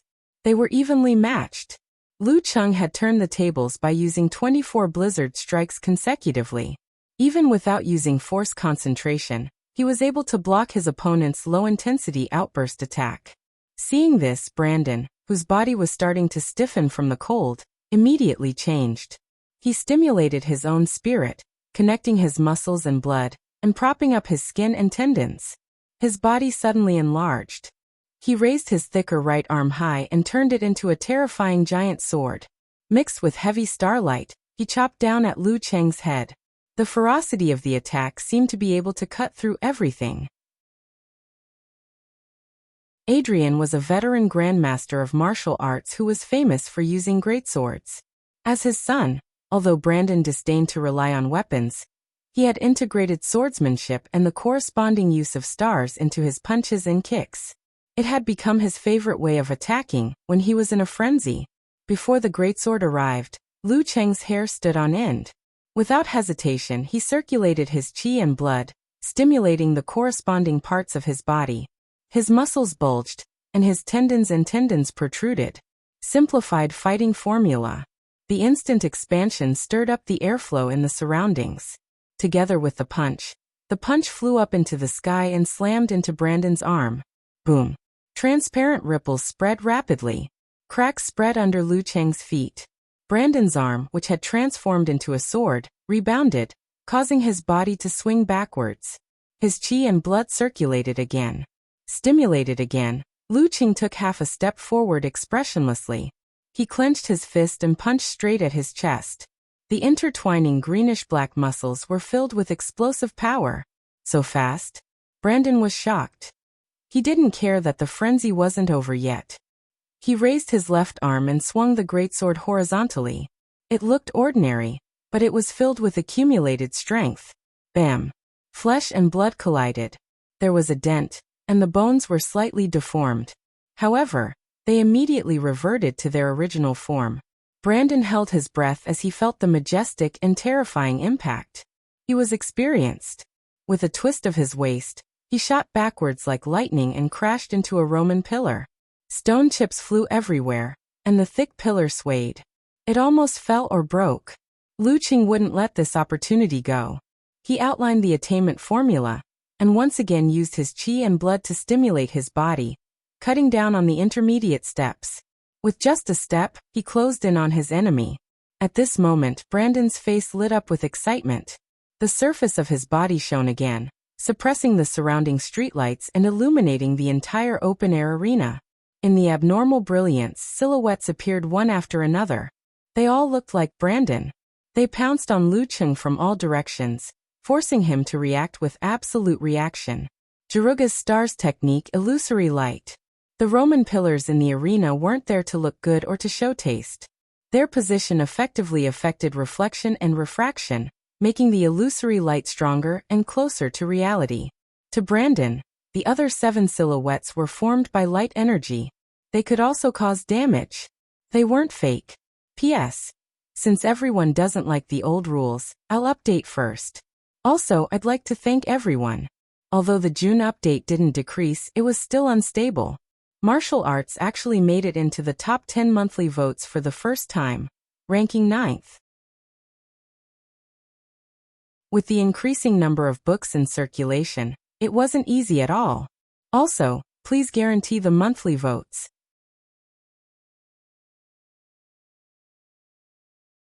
Chapter 527. In the brightly lit arena, a total of 7 identical figures pounced at Lu Qing. All of them stirred up a gust of wind, creating a stimulus that was hard to distinguish. Of course, it was easy to tell because the Roman pillar that Brandon had crashed into was still shaking slightly. The corresponding figure was clear and distinct. However, Lu Qing took a step to the side, lowered his shoulders, and leaned to the side. Following that, he swung his right arm and threw a punch like a bullet towards the empty space. Bam! The sound of the collision shook the floor-to-ceiling windows in the hall. Suddenly, starlight-covered skin, bulging muscles, and strong knuckles appeared in front of Lu Qing's frosty right fist. At some point in time, Brandon had bizarrely changed his position, leaving behind an illusion beside the Roman pillar where he was previously standing. There were a total of 7 figures, all of which were illusions.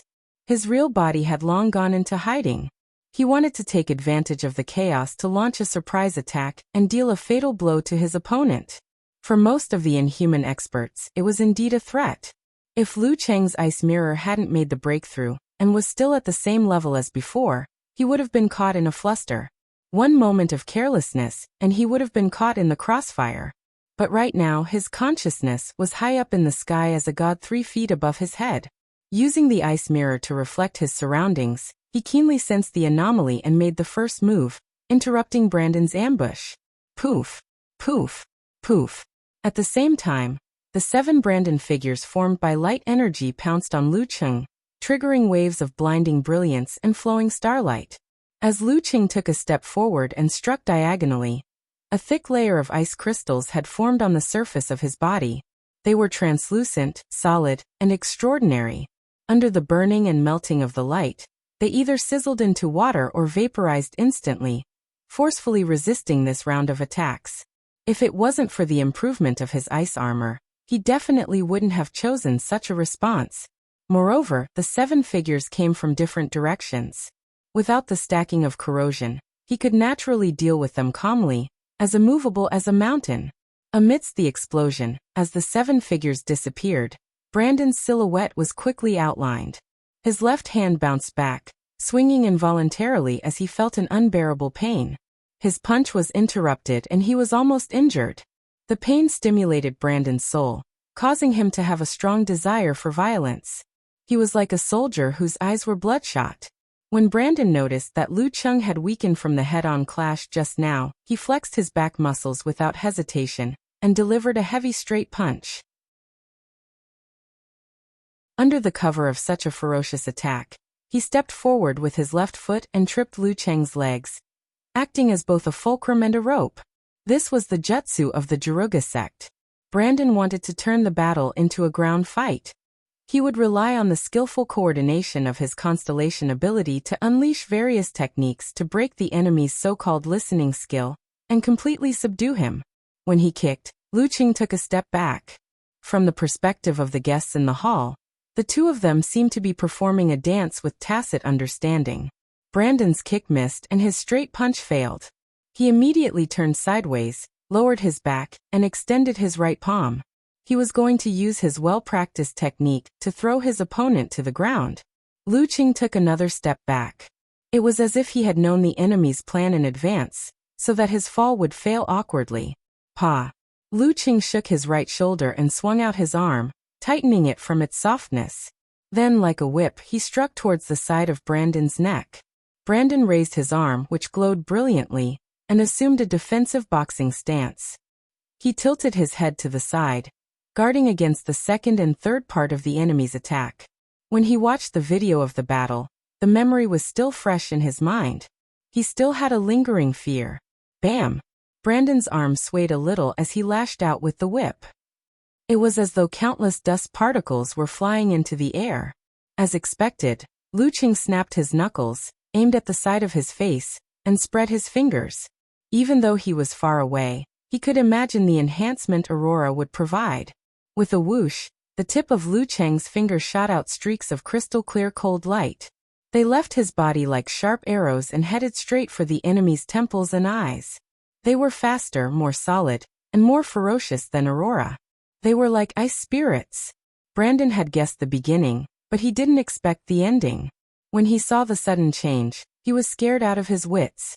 Cold sweat broke out on his back, and he felt as if electricity had passed through his pores. He instinctively shrunk his head and curled up his body. He felt the sound of the arrow, elongating in his ears. The bone-piercing cold flew past his scalp and into the surface of an ancient Roman-style stone pillar. Luqing pulled back his chi and blood calmly, and unleashed his danforce. He turned, lifted his hips, tightened his trousers, and lashed out with his leg. Like a steel whip, he lashed out at the enemy who was facing him from the side. Brandon quickly stimulated his self-spirit. He quickly swung his arm, clenched his fist and hammered down. He narrowly missed the whip kick. Amidst the loud bang, invisible waves rippled outwards. Brandon, who was built like a human bear, nimbly moved his waist and back muscles. Despite being at a disadvantage, he used the force to leap away, instantly widening the distance between them to more than 10 meters. Luqing concealed his attainment formula, and followed up with a step. He retracted his chi and blood again, and unleashed his force again. He wore a crystal-clear frost glove on his left fist, swinging it sideways. It was unusually heavy. Bam!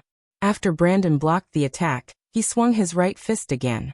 He used the same force concentration and ice spirit to hurt his opponent. Bam!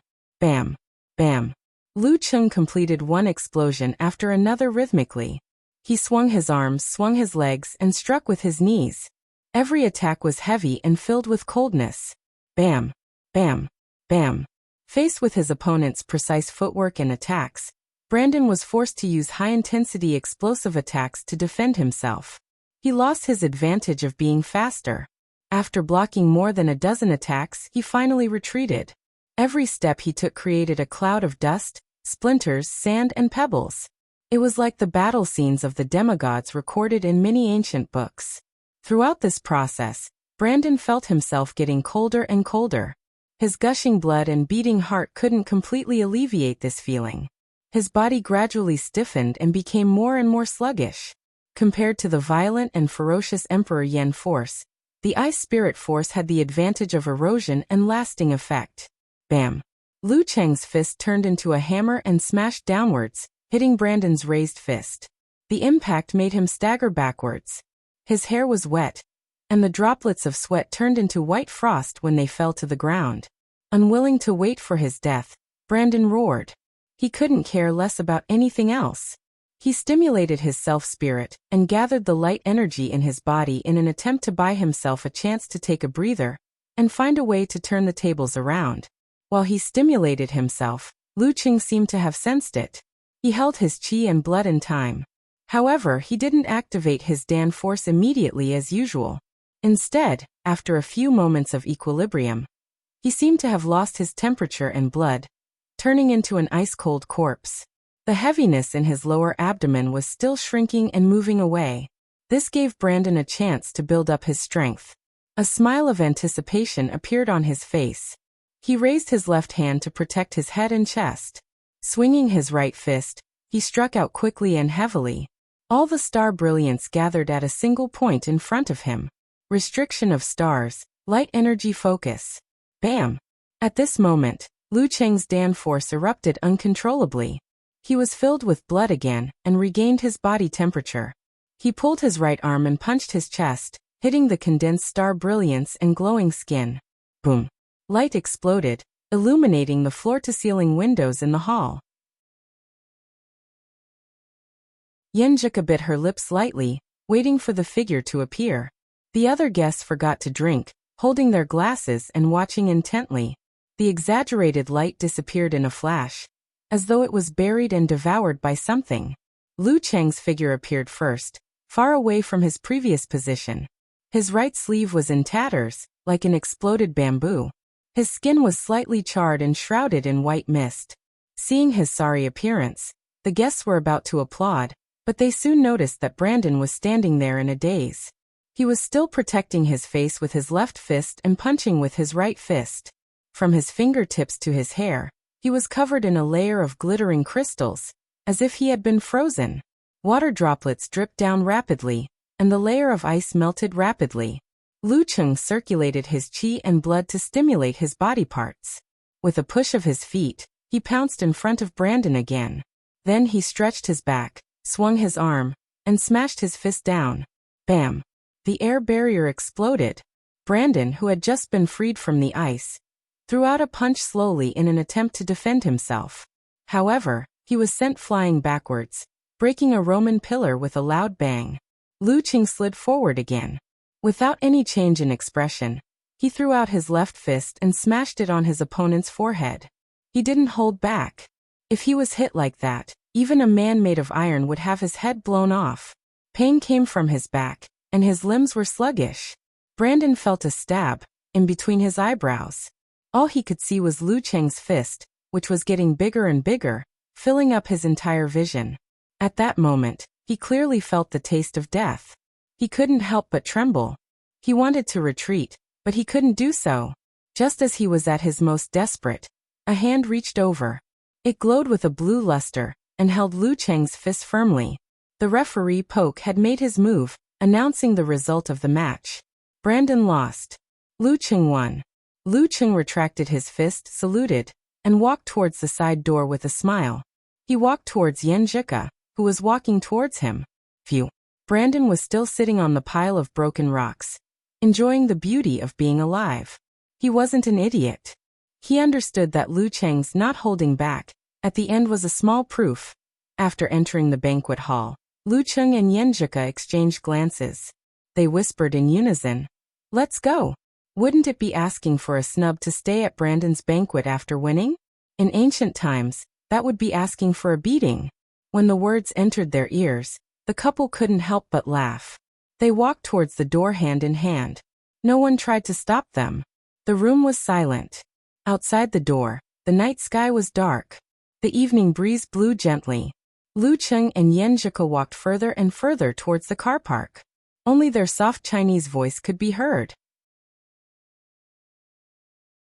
You waited until the light energy focused before you tried that move of yours. Was it to better experience the characteristics of the Jiruga sect? Yeah. I keep feeling that this style is a little familiar. Maybe I was infected by the priest. P.S. I'm done with my work. Begging for monthly votes.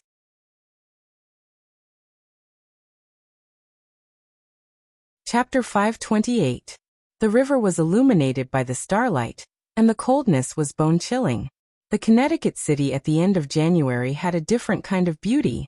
After Yenjika drove out of Brandon's manor, she slowed down the car and wandered in the peaceful night, creating a feeling of leisure and relaxation.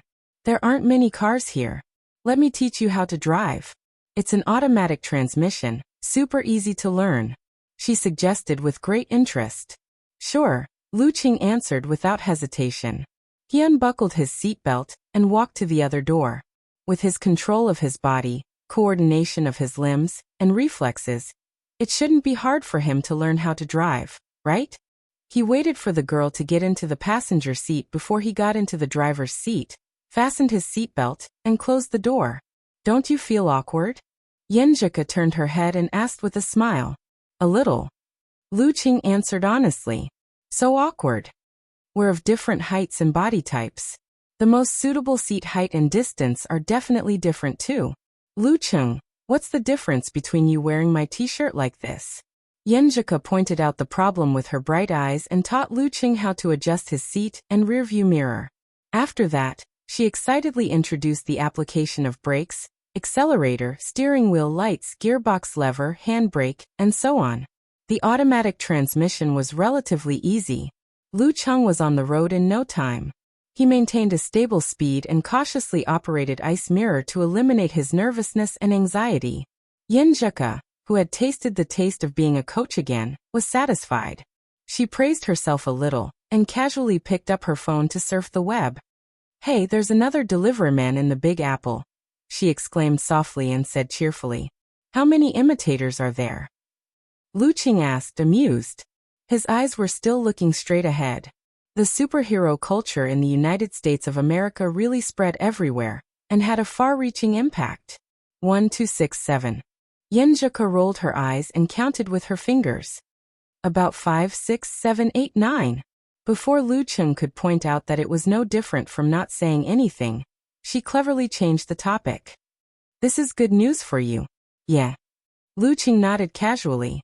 Otherwise, most superheroes would have been exposed long ago. In the past few months, there had been people imitating the Deliverman in Big Apple, Luo City, and other places to punish criminals. Some of them were crudely seen through, while others imitated the Deliverman perfectly. In terms of style and capability, the Deliverman was believed to be the work of the Deliverman again. It was said that a bureau of the Federation had combined the two cases and expanded the scope of the investigation. It was suspected that the Deliverman was not in Connecticut before and after the two incidents in Connecticut. For a veteran Grandmaster of combat, this was entirely possible, and there were precedents in the past. Truth and falsehood were the active soil of American superheroes. Different countries had different situations. Using one's own country to trick another country would often lead to a huge mistake. Smith had foreseen this and analyzed it in detail for himself. Whether it was in the United States or Hua Nation, the most difficult case to solve was the same. That was, someone came to a foreign land on a whim and casually killed a passerby who had nothing to do with them. Moreover, there were no clues such as fingerprints, DNA, and surveillance cameras left behind. Then, the investigators could only rely on their luck to find a needle in a haystack.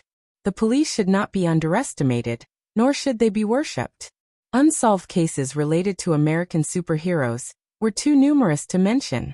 The clown reappears in Big Apple, another tragic murder case. Yenjika read the news headline and sighed. Compared to that place, Connecticut's security is worth 5 stars. Although there were gangs and dangerous criminals here, they were relatively few in number. Also, none of them had antisocial personalities and would not provoke the government. It can't be helped.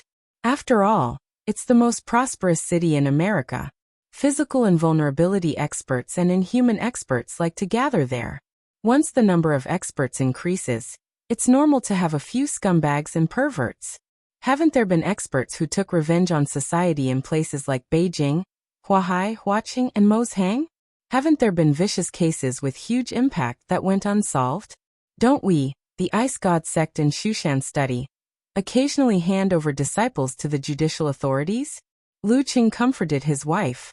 As the financial center of America, Connecticut was a big city with a high ranking. It had the super sect Jaruga, a cult that could go against it, and a government that maintained stability. There were close to 10 physical invulnerability experts, not to mention the number of inhumans. So far, only 2 dangerous criminals had appeared, which showed that the security was good. Of course, it was only limited to certain areas. Similarly, places like Beijing, Huahai, and Moshang were also places where experts gathered.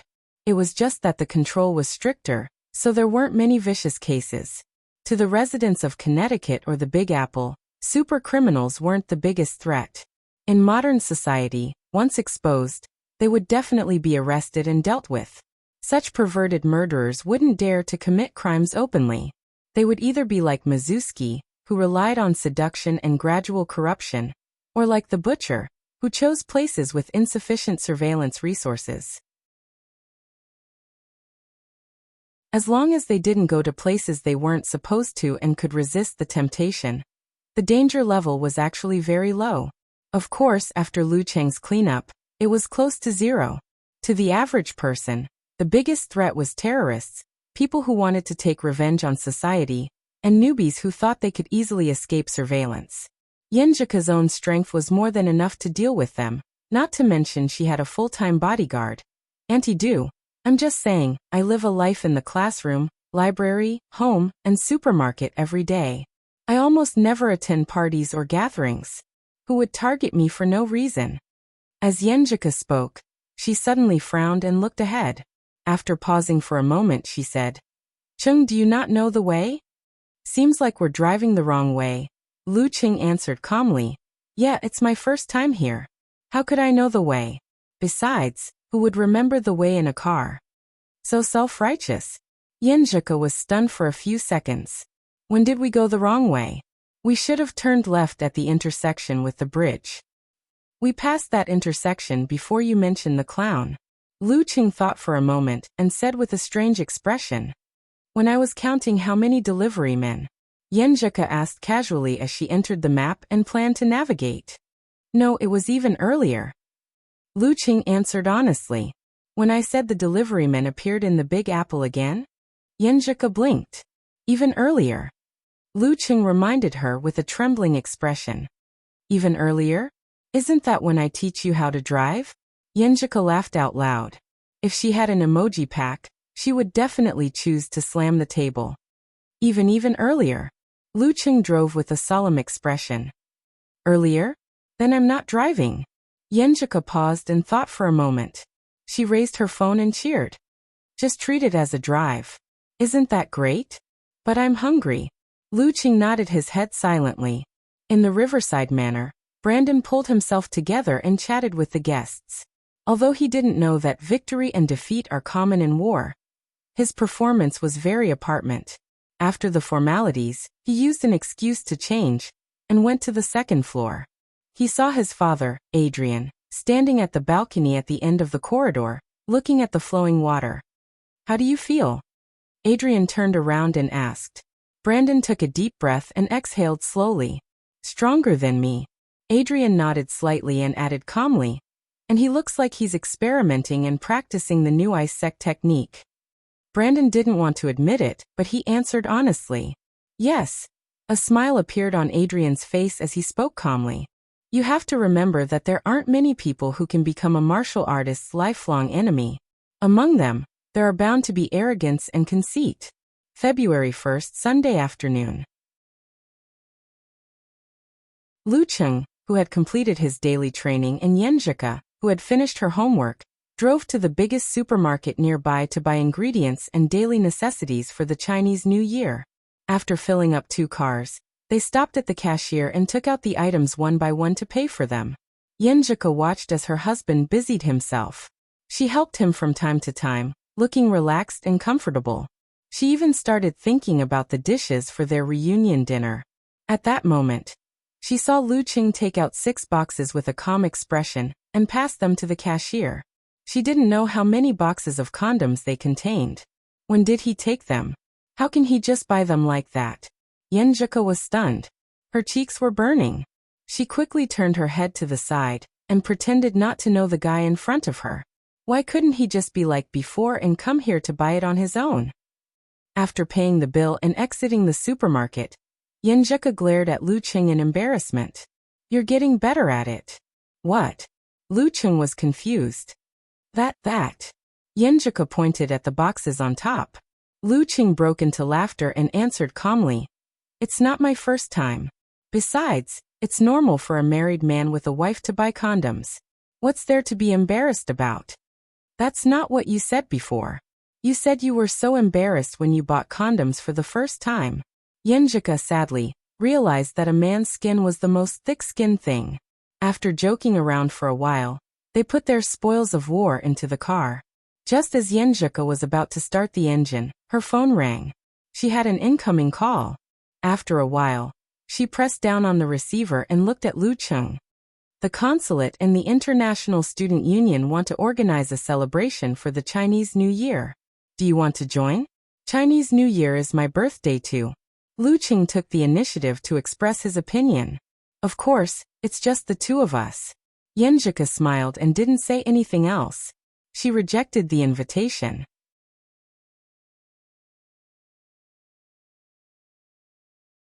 Chapter 529.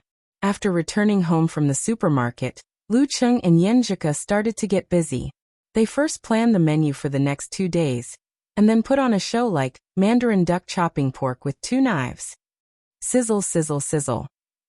Yenjika carefully put the pork belly mixed with eggs, starch and other things into the wok and fried it until it was golden. She then took it out and threw it into the bowl beside her. Then, a hand filled with frost reached out like lightning and grabbed the pork belly. She took 2 bites and felt the fragrance and tenderness of the meat. It's delicious, Lu Cheng said vaguely. He then put the remaining half of the piece in front of the girl's mouth. Try it. This was the must-have crispy pork in Xioshan. The selection of ingredients and cooking method were slightly different from other places. It was more tender and smooth, but also easier to get tired of. Even with Lu Cheng's appetite, it was difficult to eat more than 10 pieces in a row. He had to eat other food to neutralize it. Crispy pork was the most delicious when it was just out of the pot. When his family was not very rich, he would stay by the stove and eat every piece until his mouth was full of oil, and his stomach was full, and he felt disgusted. Then he left reluctantly. Although Yenjika didn't like greasy food, she didn't dislike the freshly fried crispy pork at all. However, she could only eat 2 pieces at most. The alluring aroma and delicious taste were one of the New Year's delicacies in her hometown. After the first meal, the crispy pork could be kept in the refrigerator for a long time. Every time Lu Cheng's mother, Chi Fong, made tofu and vegetable soup, she liked to add a few pieces of crispy pork and add some oil and gas to make it more fragrant. At that time, the crispy pork was not as greasy as before. Yenjika opened her mouth slightly and took a bite of the crispy pork Lu Cheng handed to her. She chewed a little and smiled, praising herself. It's really good. I can do this with just a recipe and a few words from Empress Dowager. Please call me Chef Yen. She was more confident and put another piece of pork belly into the pot. Lu Cheng quickly blocked the splashing oil droplets with his palm and eliminated all hidden dangers. They cooked and tasted and cooked. When they filled the table with dishes, they were already half full. I'm so tired. I don't want to cook unless it's a holiday. Yenjika stretched her arms and said half proudly and half with emotion. Lu Cheng immediately reached out his hand and helped her massage. He echoed with a smile and said, That's right. In the future, we'll hire an auntie who knows how to cook. When we feel like it, we'll make it ourselves. But it's not bad to see you busying around and finding opportunities to eat from time to time. Yenjika lifted the glass of juice and extended it to Lu Cheng. Her dimples were outlined as she said with a sweet smile, This is our first big meal for ourselves. To Chef Yin and Chef Lu, Lu Cheng also picked up his glass. In Xing province, Dunzi was the sous chef in charge of cutting and garnishing vegetables. Ding dang. The wine glasses clinked and the water swirled. The young couple each took a sip. They felt that the surroundings were very quiet and the light was very soft. Their hearts were very warm. After eating and drinking to his heart's content, Lu Cheng took on the role of the main force. Under the disturbance of Yenjika, who seemed to be drunk from drinking fruit juice, he managed to clean up the dining room and kitchen. Back on the second floor, the two lay on the bed very close to each other and chatted endlessly. Occasionally, they would surf the internet to find something to talk about. Even time seemed to slow down. Lu Cheng's cell phone rang from time to time. They were all congratulatory messages for his birthday. Based on the reality that China was 12 or 13 hours earlier, he had entered the first day of his 21st birthday in China. However, the young couple was still stubbornly waiting for the arrival of midnight in Connecticut. At 11:30, Yenjika suddenly stretched out her leg and nudged Lu Cheng. Cheng, you go take a shower first. It's almost 12. I'll go after that. Lu Cheng answered with a little confusion. Go take a shower first. You stink. Yenjika used both hands and feet to drive him out of the bed with an itchy expression on her face. Is this the rhythm of a surprise gift? Lu Cheng's heart skipped a beat. He deeply felt that he was really unromantic just now. Okay. He pretended to be helpless and slow. He took a change of clothes and walked out of the room to the bathroom. After 2 steps, his ears moved slightly. He heard the sound of the door closing and locking. That's it. Lu Cheng entered the bathroom with a face full of joy. He rubbed left and right, slowed down the pace, and hummed a song.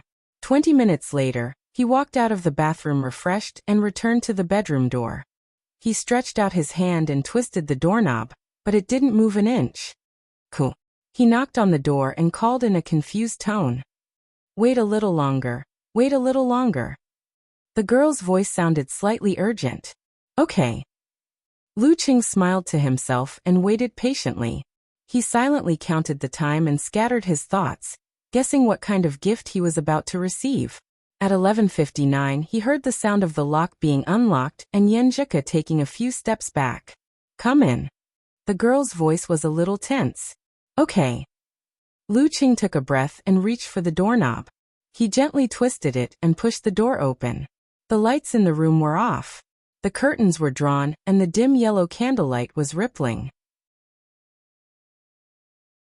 In the quiet darkness, Yenjika wore a white fluttering veil and a wedding dress that outlined her beautiful curves. The layers of lace were faintly discernible, making her look as pure and beautiful as an angel descending from heaven. At this moment, she was holding a homemade cream cake in her hands. There were 21 candles on the cake, and the light from the candles flickered like a soul. Seeing Lu Cheng's stunned face, the girl was a little embarrassed and forgot to say happy birthday. She raised her chin and said, I ordered the dress. We haven't taken wedding photos yet. Yeah. Lu Cheng replied with lingering eyes. Yenjika pursed her lips and smiled.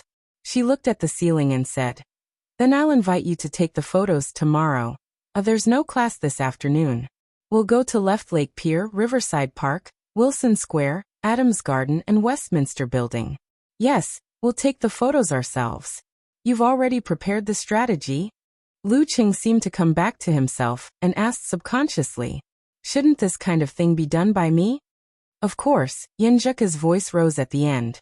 She replied with a cheerful expression. This is your birthday present. Yes, I ordered a full suit for you, including a shirt, vest, bow tie, belt, shoes. When we go back to China during the summer vacation, we'll make a Han costume for the second set. Here, try it on. She turned around and walked to the wardrobe as if she was going to take out the suit that belonged to Lu Cheng. However, before she could take a step forward, an arm wrapped around her waist. A strong body pressed against her back, and a slightly hot breath brushed past her ear. Then we can try it on tomorrow, Lu Cheng said in a low voice. Sure enough. You big pervert. Yenjika smiled slyly. She turned around as if she had been prepared. She raised the cake in her hand, and was about to slap it in the face of the rogue to wish him a happy birthday. Her turning around and the words of trying on the dress were all targeted traps. Lu Cheng had already sensed the girl's intention. He shook his head in amusement and chose not to dodge.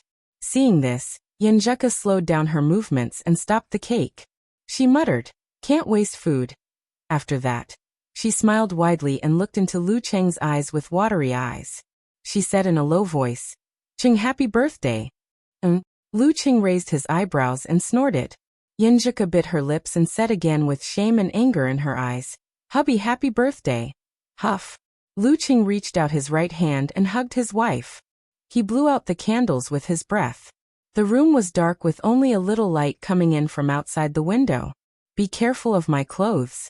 Her voice echoed in the room. Lu Cheng completely forgot to savor the fact that he was 1 year older. The next morning, Yenjika brushed her teeth angrily. She watched the energetic Lu Cheng finish his training and enter the bathroom to wash off the sweat on his body. He was full of satisfaction. I was just being polite.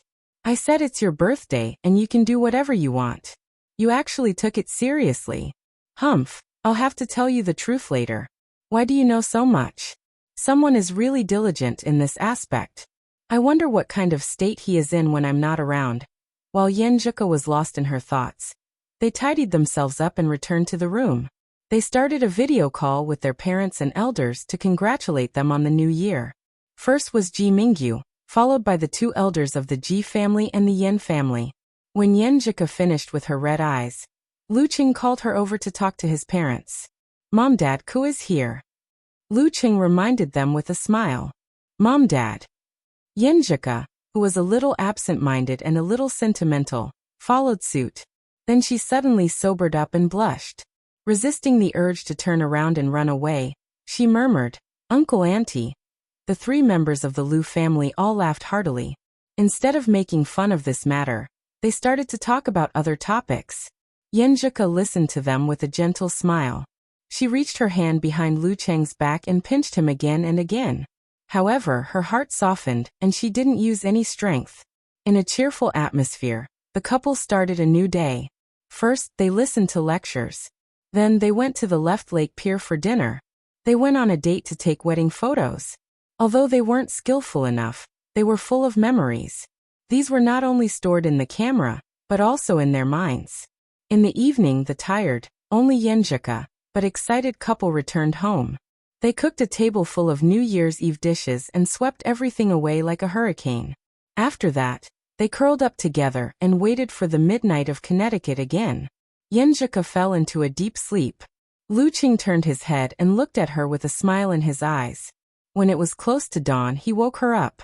He shook his left hand and sprinkled a sky full of sparkles. There was a little flame hidden in every sparkle. There was no exception. New Year's Eve. Firecrackers. Lu Qing shouted in a low voice. His face was full of smiles. In his mind flashed the upcoming National League, and the professional circle he would join in the second half of the year. Yenjuka looked at him in a daze. Her eyes were full of brilliance and brilliance. A new year, a new beginning. Only we are no longer alone.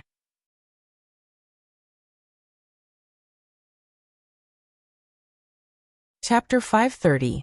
For the next 10 days or so, Lu Qing, who had learned a lot from his match with Brandon, laid low. He didn't even look for grandmasters of martial arts or powerful spirit cultivators to spar during the weekend. Instead, he pondered seriously and made up for his mistakes bit by bit. Among them, his self-created Lament of the Ice Queen was still a distance away from the harsh requirements of actual combat. If he hadn't completely suppressed Brandon, he might not have been able to use it in time. He had to experiment, modify and familiarize himself with it. Without relying on the suppression of the power of the Jindan, the Lament of the Ice Queen was equivalent to severe warning. However, there was an internal and external difference. One froze one's mind, while the other froze one's body. Both had their own characteristics, mysteries, and advantages. Thoughts flashed through his mind. He leaned against a corner and looked at the classroom. While keeping an eye out for any accidents, he pondered over similar questions. At this moment, his phone suddenly vibrated twice. He picked it up and saw that it was a WeChat message from Smith. He used someone else's email account to contact Lu Qing for confidential information, and then cleaned it up afterward. Normally, he would rely on Chinese communication tools. It was as though they had established a true friendship through daily contact.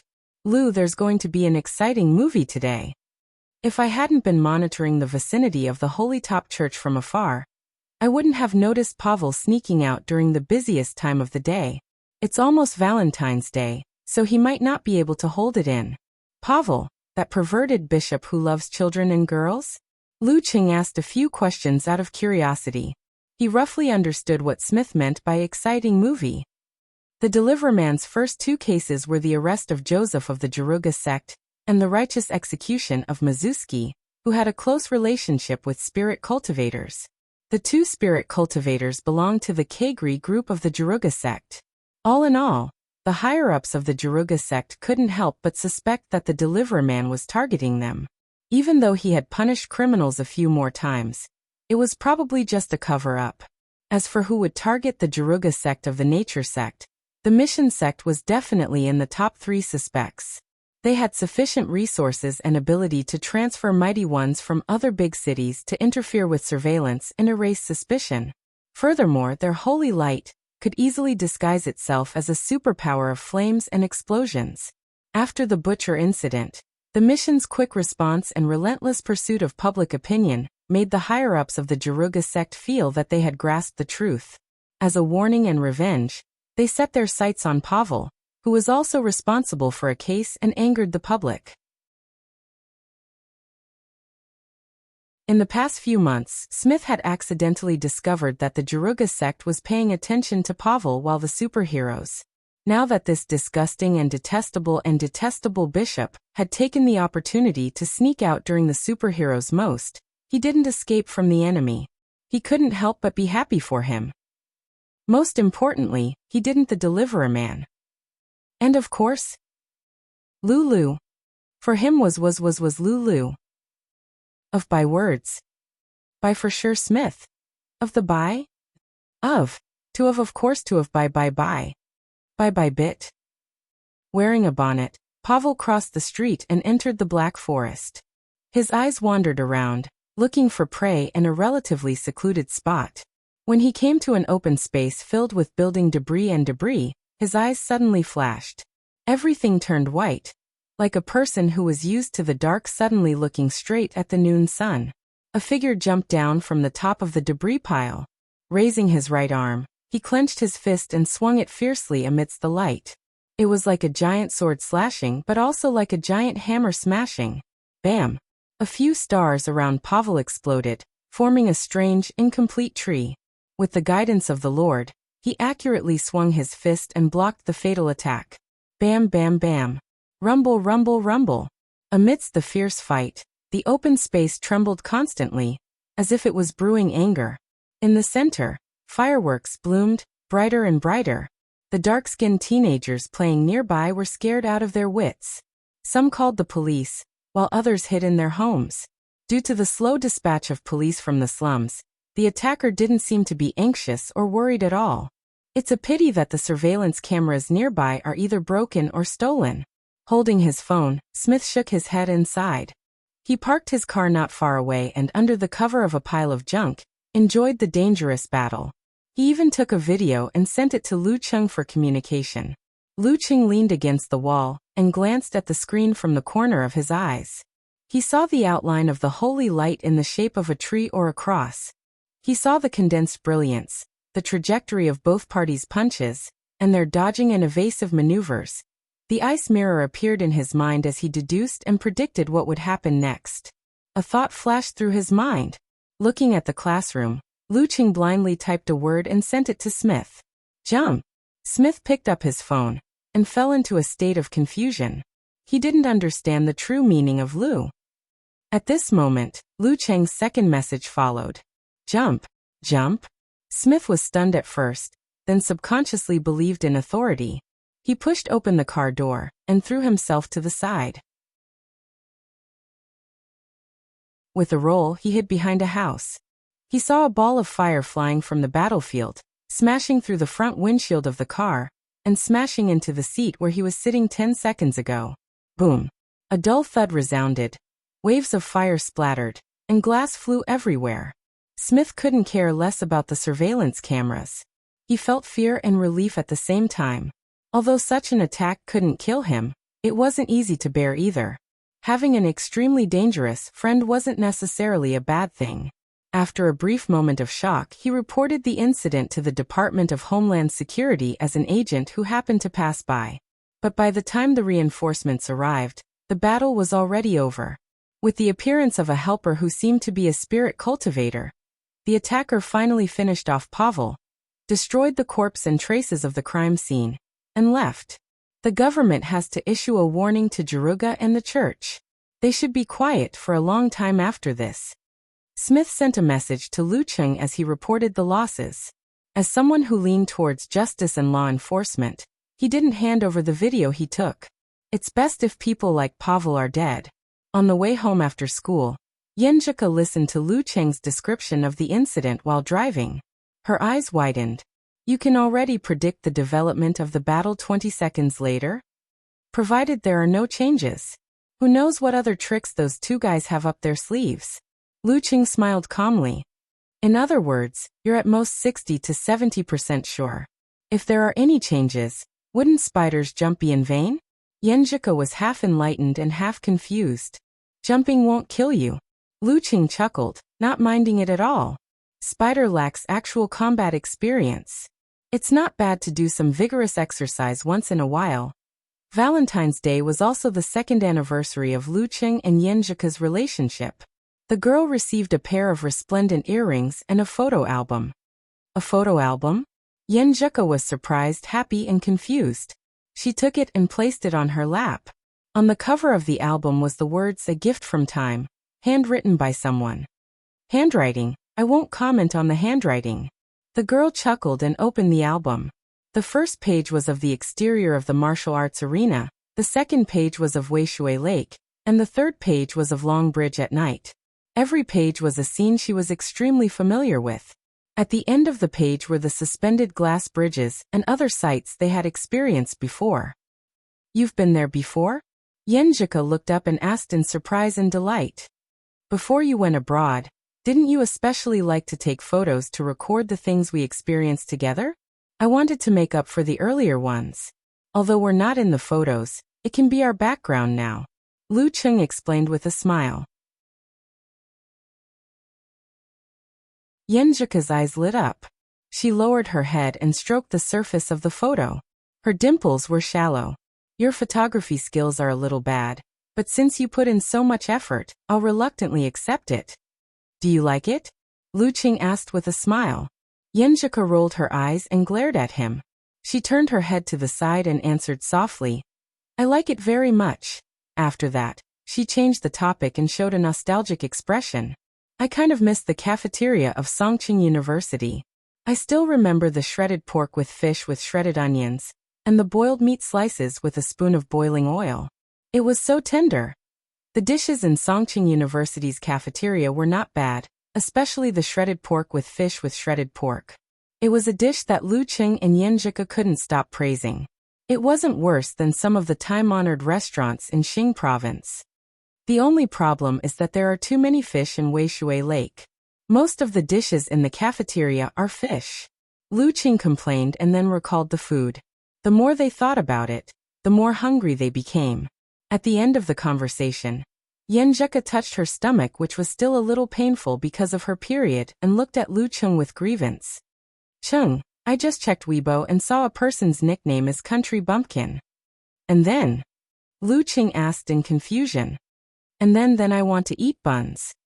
Yenjika covered her face with her hands. After Valentine's Day, Lu Qing waited for Aunt Du to call off her leave.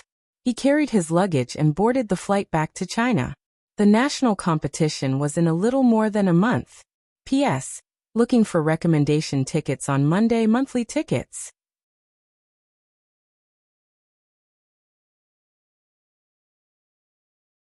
Chapter 531. Lu Qing arrived in Songqing 3 hours later than expected. By the time he returned to campus, it was dinner time. The entire dormitory was empty, without a single person in it. He put down his backpack and leisurely went to the cafeteria. He ordered a series of dishes such as shredded pork with garlic sauce and boiled pork slices. He placed them neatly, took a picture, and sent it to Yenjika. After eating to his heart's content but alone, he walked in the direction of the martial arts club to digest. The setting sun shone on the Wuxia Lake, as if it was plated with a layer of golden red. As he approached the stadium, Lu Qing suddenly saw a familiar figure walking out. It was Li Mao, who was in the second semester of his senior year, wearing a thin turtleneck sweater and a casual jacket. Hi, senior brother Li Mao. Extra training? He took the initiative to greet him. Li Mao answered with a hearty smile. No, I've been training all morning. If I come again, I'll be injured. I just finalized the offer and signed a 3-party agreement. I'm a little bit, well, how do I put it? Anyway, I just want to come and have a look. As he spoke, he couldn't help but sigh. Finalized? Weren't you hesitating before? Lu Qing didn't continue the sad topic. He changed the topic to something happy. Yes, I'm going to the capital. I'll take the chance while I'm still young. Li Mao's face showed some complacency, and then he laughed at himself. After a few years, when I can't afford a house in the capital, I'll take the money I saved and go back to my hometown, open a martial arts club, and get married.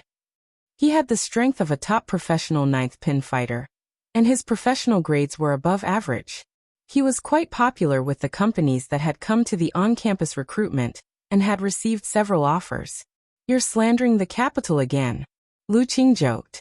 Li Mao wanted to say something casually, but when he opened his mouth, he didn't say anything.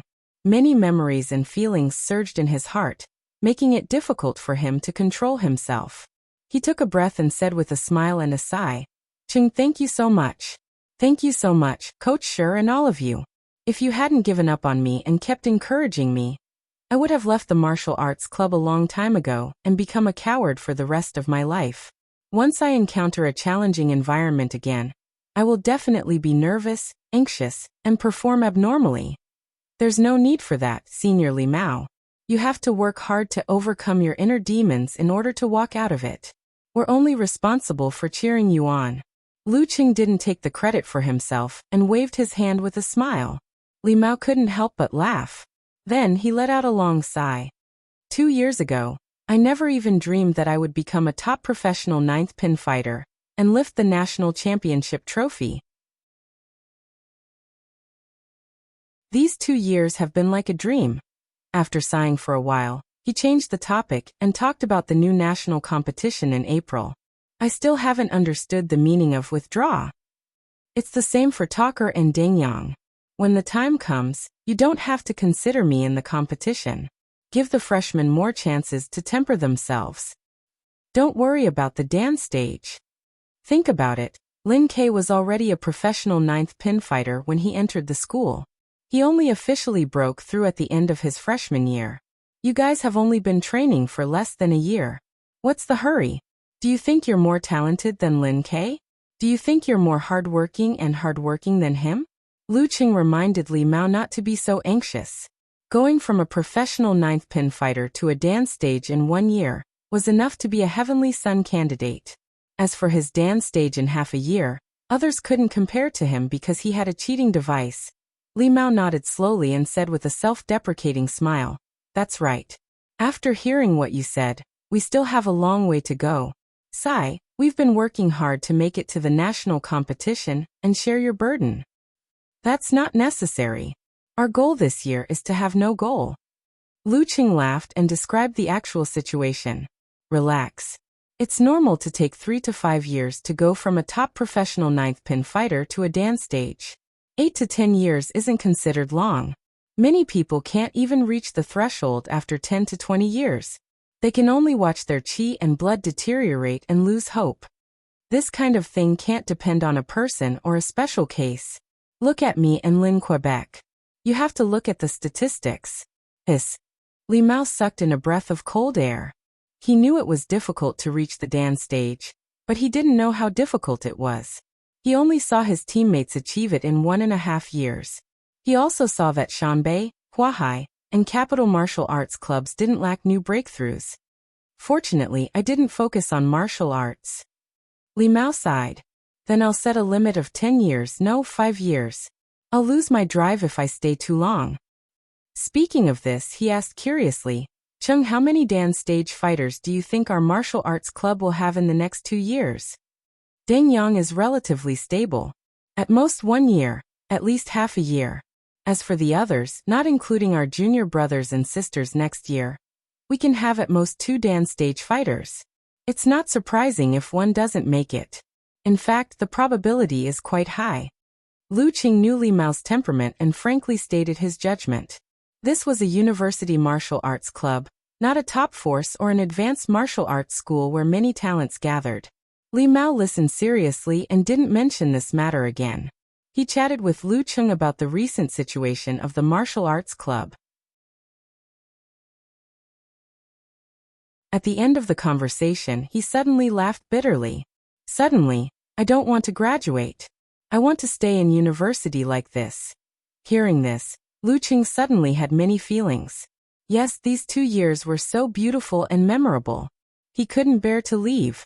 Although his heart was in turmoil, he still followed the characteristics of the talker, and said, Senior brother Li Mao, you have to think carefully. You will continue to not have a girlfriend in university. Li Mao was stunned and couldn't say anything.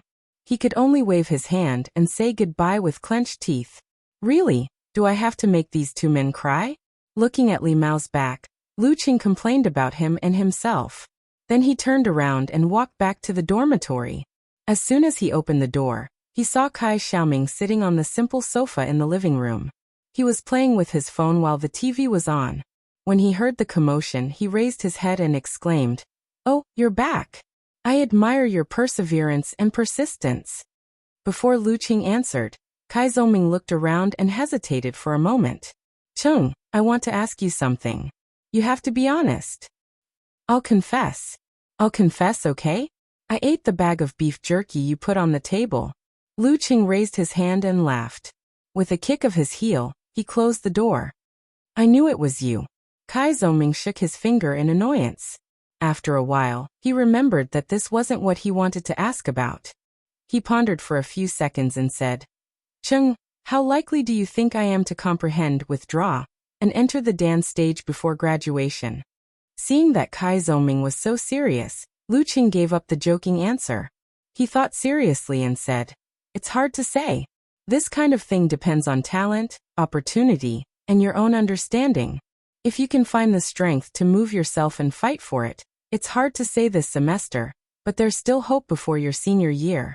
Actually, you don't have to rush. You're only half a year older than me. There's still more than 7 years to go before you're 29. Take one step at a time, and your chances of entering the dance stage won't be low." It's as if you didn't say anything. Kai Xiaoming shook his head and smiled with a complicated expression. I remember you said that you pursued martial arts because you didn't want to repeat your father's life. You didn't want to return to a small city like a pool of stagnant water. You didn't want to be able to imagine what it's like to be 30 or 40 years old, when you're only 23 or 24 years old. There won't be many changes. You should seriously ponder about this feeling, this impulse, and see if you can draw strength from it. Hearing this, Kai Xiaoming suddenly leaned back on the sofa and closed his eyes. He said in an ambiguous tone, "During Chinese New Year, my father had a heart attack and almost couldn't be saved. The doctor said that he was too tired and overworked. He had to take good care of himself in the future. After such an incident, his body collapsed a lot. The company is not only my family's property, but also the livelihood of many relatives on both sides. It's impossible to sell it just like that. Even if we find a professional manager, he might not be able to control those guys. Hey, those guys. If I can't reach the dance stage before graduation, I don't think I can say it in front of my parents as a professional ninth pin drifting in the capital." He described it calmly without revealing any emotion, making it impossible for Lu Qing to comfort him. He could only pat little Ming on the shoulder and say, "So work hard. At times like this, the strong have to change their fate. F***ck off. Can't you be more serious?" Kai Xiaoming couldn't help but laugh. He was in a better state and didn't talk about what happened just now. He thought about it and said, "I probably don't have much hope of reaching the dance stage this semester. I can only rely on you in the national competition. If you can beat Peng Liyun and Fang Zhirong, Little Yang and I can definitely beat that explosion maniac together." Lu Qing was stunned for a moment. The corner of his mouth twitched. "You really think highly of me? If you can exhaust most of Fang Zhirong's strength, we can also fight." Kai Xiaoming took a step back. "I'm not the reincarnation of Buddha. Whether I can beat priest or not is still uncertain, let alone challenge Fang Zhirong." Lu Qing answered self-consciously. "Priest?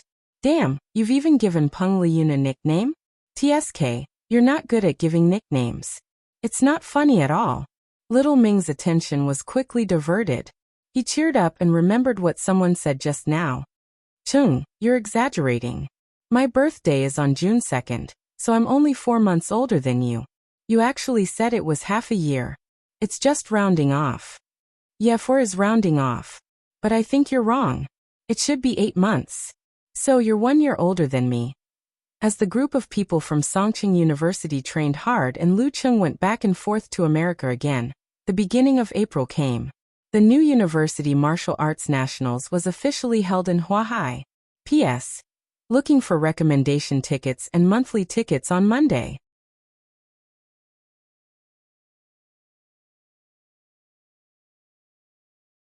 Chapter 532. April 6, Huahai, New Era Martial Arts Stadium. The opening match of the National University Martial Arts Competition officially started. Last year's champion, Songqing University Martial Arts Club, accepted the challenge from Guiyang University Martial Arts Club. In the live broadcast room, the host Lu Cheng saw that the usually taciturn Wei Buping was irritated by Kai Zhongming during the conversation and lost his sense of propriety.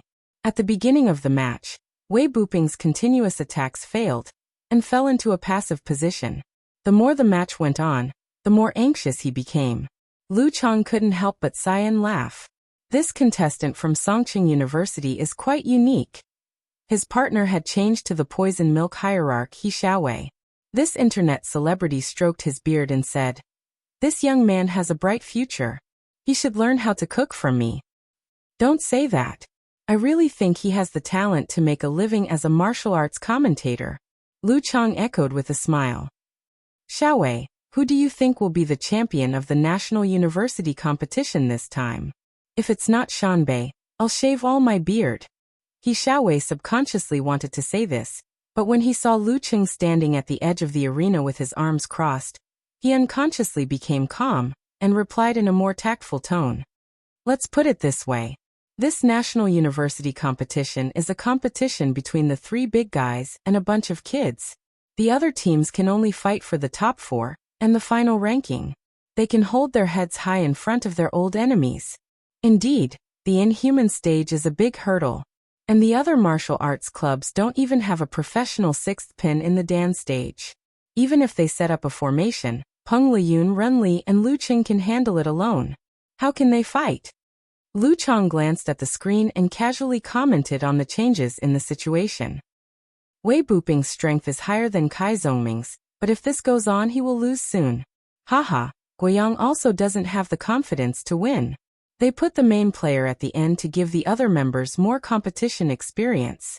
A wise man submits to circumstances. He Xiaowei concluded with a mocking tone. Zhang Dongliang is about the same as her. Li Xiaoyuan of Guangnan is said to be a weak 6th pin, but he hasn't participated in the ranking event yet. Xi Meng, a senior, got a 7th pin certificate at the end of October last year. Su Jialan is very talented, but he has just entered the school and hasn't understood the meaning of withdrawing. The 2 families can compete. However, as you said, it's just a fight for the 4th place. Coincidentally, they are in the same group.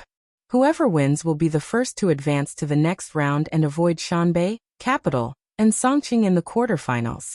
Yes. He Xiaowei nodded slightly. Among the top 3, Songqing's other contestants are too weak. Overall, they're a step behind. I don't think they'll make it to the finals unless they're lucky enough to draw Huahai or Guangnan. Yes, if Lin Ke didn't drop out, with his current strength of 6th pin, Songqing University would have a good chance of winning the championship. Lu Cheng sighed. Unfortunately, there is no if. The reserves of Songqing University all have their own characteristics and potential, but they are still not mature enough. They don't even have a Dan stage member. Even if Lu Cheng can beat Peng Liyun or Ren Li, it won't change the final result. How? In Shanbei, Fang Zhirong is a weak 6th pin. Bernhard has the strength of an 8th pin with his supernatural ability of air explosion. Jiang Kongchan of Capital has improved quickly, and is already a weak 7th pin. Jiang Jingfeng is short of credits and delayed his graduation. He is a top 8th pin. What can Songqing University do to change the result? We believe in subjective initiative, but we also have to respect objective reality. He Xiaowei's comments were always full of passion, making people want to beat him up. Hey, do you think Jiang Jingfeng delayed his graduation on purpose? To get a taste of the championship? As soon as Lu Cheng finished speaking, the situation on the field was clear. Kai Zhongming had won the first round of nationals for Songqing University. He Xiaowei sneered. Who knows?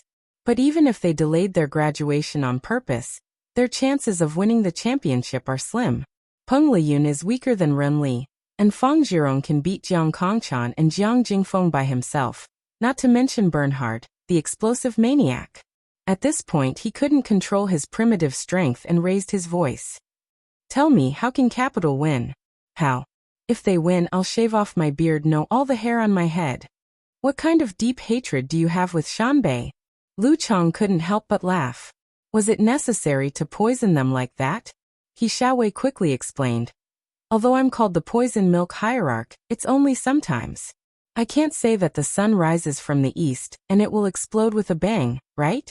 Shanbei will win the championship, just like this. There's no doubt about it. Okay. Lu Chong turned to introduce the second round of the competition. At the end he said emotionally, this year's competition is indeed very clear, but it's definitely the most memorable one to watch. 3 Inhuman University students duel. No one has ever done it before, and it's hard to find another one after. As they graduate or leave school early, such a glorious scene can't be replicated. In the following match, student Kai Xiaoming almost completed the great feat of 1 versus 2. However, he encountered the tough and determined Zhu Ning, and was unable to seize the opportunity to win.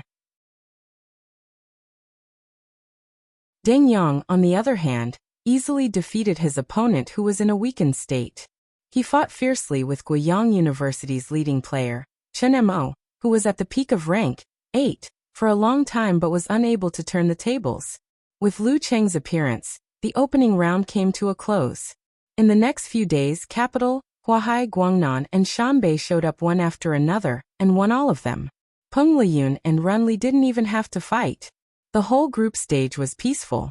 The teams led by the 3 Inhumans advanced triumphantly, while the rest of the martial arts clubs competed for the rankings. Only the battle between Huahai and Guangnan was eye-catching. In the end, thanks to Xing Jingjing's outstanding supernatural ability, Huahai narrowly defeated Guangnan and won first place, making the latter face Shanbei in the quarterfinals.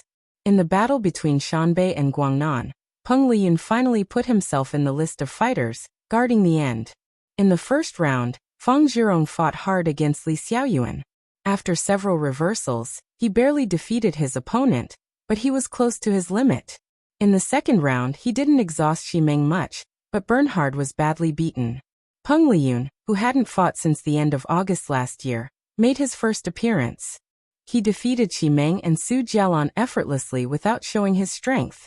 After Songqing University, Capital, and Huahai defeated their opponents and entered the quarterfinals, the old man Fang Jinju came to the center of the arena again for the final drawing ceremony. Shanbei University Martial Arts Club. He took out the ball and showed it to everyone with a smile. Then, while everyone was holding their breath, he drew Shanbei's opponent. Deng Yang, Kai Zhongming, and Heezy interlocked their fingers and held their chins, murmuring softly, Imperial Capital, Imperial Capital, Imperial Capital. If Shanbei draws Capital, we can face Huahai and have a great chance of entering the finals again.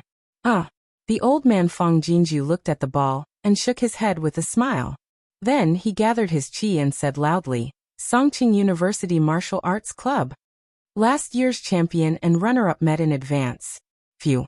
Lu Qing heard dejected sighs around him, but he wasn't disappointed at all. If they could enter the quarterfinals this year, they would have achieved their goal. At least they didn't let their martial arts club fall off the cliff. He turned his head subconsciously and looked to the other side, only to see Peng Liyun looking at him. His temperament was refreshing, his facial features were clean, and he didn't look like he was in a trance. When their eyes met, the radiance in Peng Liyun's eyes converged. It was as if a thick and terrifying silver lightning had struck down in the dark night, blinding Lu Cheng's vision. However, Peng Liyun didn't back down. His eyes seemed to contain a raging snowstorm, extremely cold, extremely fierce, and extremely powerful. Lu Qing couldn't help but shudder. After looking at each other and smiling, they both turned back with satisfaction, looking forward to the competition in 2 days. This was the third time they had fought each other. Buzz, buzz, buzz.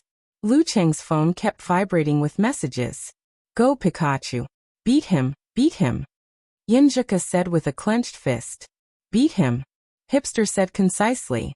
Let's break the Taoist spirit. Renly was enjoying the show. Just as Lu Cheng finished replying, and was about to put away his phone, a message from a familiar number came in. Brother-in-law said, good luck. Damn it, I almost thought your number was ghost. Lu Cheng laughed and replied with a fist bump emoji. Then he heard the old man Fang Jinju's voice in his ears. Semifinals Shanbei vs Songqing, Capital vs Huahai. P.S. This is a transition.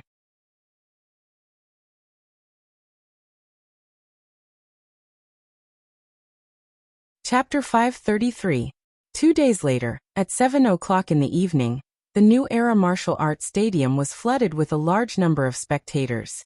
Even though the scalpers had inflated the ticket prices, there was still no lack of people asking for tickets. In just 10 minutes, there were many transactions. Even the posters with pictures of Lu Cheng and Peng Liyun facing each other, while holding hands, were very popular. If it weren't for the security guards at the entrance, all the pictures would have been taken away.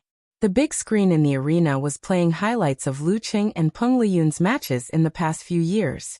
Unfortunately, the most recent highlights were from 8 months ago and lacked their recent performances. This made the spectators even more excited and full of guesses. The spectator stands around the arena had been cleared to prevent damage from the aftermath of the inhuman battle. At the same time, the Huahai city government had specially mobilized a group of martial artists from the police force to stand guard at various key locations to prevent accidents. When Peng Liyun heard the clamorous cheers echoing endlessly outside, he snapped out of his daze in the changing room. He looked around at Coach Huang Qing, Second Commander Fang Zhirong, and the others, and said with a faint and clean smile, I'm not going anywhere. I'll be the first to go. His voice wasn't loud and his aura was gentle. Fang Zhirong was inexplicably stunned and forgot his original thoughts. He nodded in agreement. Instructor Huang Qing, whose hair was completely white, nodded slightly and didn't object. As for Bernhard and the rest, they didn't object either. Peng Liyun retracted his gaze and looked at the TV screen in the locker room, his thoughts drifting. At first, he planned to retire from the university martial arts circle after winning his 3rd championship and compete in professional competitions. Who knew that he would be injured by Lin Ke last year and lose his honor? Thus, he changed his mind and stayed to fight for another year. In the past 6 months, his life was completely different from his original plan of fighting a high-level battle every week. He was lazy and leisurely, almost not fighting at all. Logically speaking, this would cause his martial arts to regress. However, Peng Liyun experienced something different from the past. He really did settle down and gain something different. And now, it was the season to test this gain. Thunder is yin and yang, one is still and one is active. That's the right way. Extreme activity turns to silence, and extreme quietness leads to action. I've been quiet for long enough. Peng Liyun turned his head subconsciously and looked at the door of the locker room. His line of sight seemed to pass through the door and onto the arena, onto the Songqing University Martial Arts Club. I'm looking forward to it. He let out a sigh spontaneously. Every joint, every muscle, and every acupoint in his body suddenly exploded. They were heavy, powerful, and humming terrifyingly, like rotating turbines and gathering thunder. Hearing this, Fang Zhirong, Bernhard, and the others looked at each other in fear. Spring comes with a clap of thunder, and all living things come to life. In another locker room, although Deng Yang, He and Wang Dali didn't think they had done anything wrong, they looked at Lu Cheng with guilt and self-blame. Peng Liyun will definitely be the first to fight. Even if little Yangzi and I, 2 weaklings, fight together, we won't even be enough to fill the gaps between his teeth. Cheng, it's all up to you now. Kai Zongming broke the relatively oppressive atmosphere and said in a self-deprecating manner, You're a weakling, don't drag me into it. Deng Yang protested. Next year I'll definitely be a mighty one of the dance stage. Lu Cheng listened with a calm smile. He picked up a pen and paper and quickly wrote down the list of fighters and the order of the fighters. Lu Cheng, Deng Yang, Kai Zongming. He passed the paper to Yan Shaoling beside him and said with a slight smile, sorry to trouble you. Li Xiaowen found a very good job and went to the company for an internship in February. The menial work of the martial arts club was basically handed over to a self-proclaimed reliable sophomore girl. Yan Xiaoling took the list of fighters and nodded excitedly. She rushed out of the door. After a muffled bang, she squatted down with hands on her forehead, eyes full of tears. Who didn't close the locker door? Are you okay? Mu Jinyan asked with concern. He scolded with disappointment. Don't you watch where you're going? Yan Xiaoling looked up with grievance. Normally, with my height, I shouldn't have hit that spot. Everyone was speechless and almost burst out laughing. The heavy atmosphere was swept away. How many centimeters taller are you today? He asked without thinking. Yan Xiaoling was enlightened. She slapped her thigh and said, "Oh my God, so that's how it is." Everyone couldn't help but laugh as they watched the short, petite figure flash out of the locker room. King retard. Out of the door, Yan Xiaoling paused. She didn't rush to the supervisor station. Instead, she took out her phone, entered the forum, and posted a post. Ha ha ha ha ha, he smiled at me. Ha ha ha ha ha, he said sorry to trouble you. F***CK, are you crazy? Unparalleled Dragon King, and the others were shocked. Not crazy, I'm a love-struck fool. Brahmin rolled on the floor. But I'm so envious. In the locker room, Lu Qing shook his head with a smile. He closed his eyes and suddenly recalled every detail of the past 6 months. Strolling in the rain, encountering gods in the void, self-reflection, ambushing Butcher, suppressing him with precision from start to finish, attacking Mizuski's fleet, grasping the perfect timing, daily life at home, warm and sweet, meaningful and lasting, studying physical invulnerability secret arts in the underground of the Ice God sect, gaining insights and comprehending by analogy, after leveling up, facing Brandon and familiarizing himself with new techniques, pondering every day, practicing diligently, finally getting Lament of the Ice Queen ready for actual combat. Various scenes replayed in his mind. Finally, they merged into a furnace and ignited a burning desire for battle. After 8 months, it was time for him to give it his all again. I can't wait. Lu Qing suddenly opened his eyes and looked at the door. The temperature in the locker room seemed to have dropped to freezing point, making the unprepared Kai Zongming, Deng Yang, and the rest shiver. But when they touched the skin on the back of their hands, they realized that the temperature didn't change. Everything that happened before seemed to come from the mind, from the heart. In the live broadcast studio, the host, Lu Chang, looked at the scene in the stadium and sighed. Everyone is so passionate. This match is indeed worth looking forward to. Just the gimmick of a battle between the heavenly sons of the era is enough to attract people. Not to mention the fact that both Lu Cheng and Peng Liyun are bursting with popularity. He Xiaowei chimed in with a smile. Also, this is the first time they are on the same level, fighting at the peak of their strength. In December 2 years ago, Peng Liyun was almost 1 rank higher than Lu Cheng, and he quickly defeated Lin Ke in advance. In April last year, Peng Liyun was seriously injured by Lin Ke's self-sacrifice and was not in his best condition. Now the participants of the two sides had been decided. Lu Cheng and Peng Liyun would no longer be disturbed by other people, and they were finally at the same level, an evenly matched peak competition. Yet this reminds me of the words top of the Forbidden City. Xiaowei, who do you think has a higher chance of winning? Asked Lu Cheng with interest. He Xiaowei shook his head like a rattledrum. That's hard to say. They haven't fought seriously for half a year. How am I supposed to judge? As soon as he said that, Peng Liyun's fans in front of the screen heaved a sigh of relief. They felt that the dark clouds over their heads had mostly dissipated. As for the audience who liked Lu Cheng, they were slightly disappointed. If he Xiaowei thought that Peng Liyun would win, that would be cursing his opponent. If he thought that Lu Cheng could win, how could one's supernatural powers defy fate? Indeed, they have been accumulating their strength for half a year. I wonder what kind of power they will unleash today. They might both be close to pinfall. Lu Cheng lamented. He suddenly thought of a rumor and said with a smile, I heard that Lu Qing won't be returning to Wuxia Club, and will be joining Longhu Club in July. Peng Liyun is about to graduate from university and will definitely return to Shangqing sect. Hehe. I feel like they are another pair of arch-rivals like Dragon King and Warrior Sage. They are the future Dragon King and Warrior Saint. Have you asked Living Buddha Shirshan or Wisdom King Jihai before you said this? He Xiaowei snorted and retorted instinctively. Even if the living Buddhas of past generations would slow down after reaching physical invulnerability and reach a bottleneck, who knows when Lu Qing and Peng Liyun will surpass them? But what about Jihai? He has only reached physical invulnerability for 3 years and has already won the title of king. Is this something that ordinary people can compare to? Even if there are coincidences like when Dragon King and Warrior Sage fought in other competitions and both were heavily injured, or when some of the titled mighty ones met in advance and the winner was injured, he might be able to defeat many first pin and titled mighty ones. This is enough to prove his strength. He has already firmly suppressed the other heavenly sons of China. The dates of the 5 major title competitions were staggered.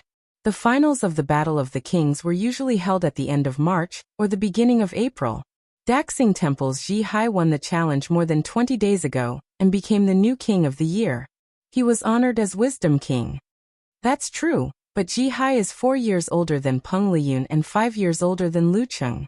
Strictly speaking, you can't directly compare them, Lu Chong said to the point. Then we'll see in 4 or 5 years. At that time, if Lu Qing and Peng Liyun can reach physical invulnerability, they won't let down the title of Heavenly Son of China.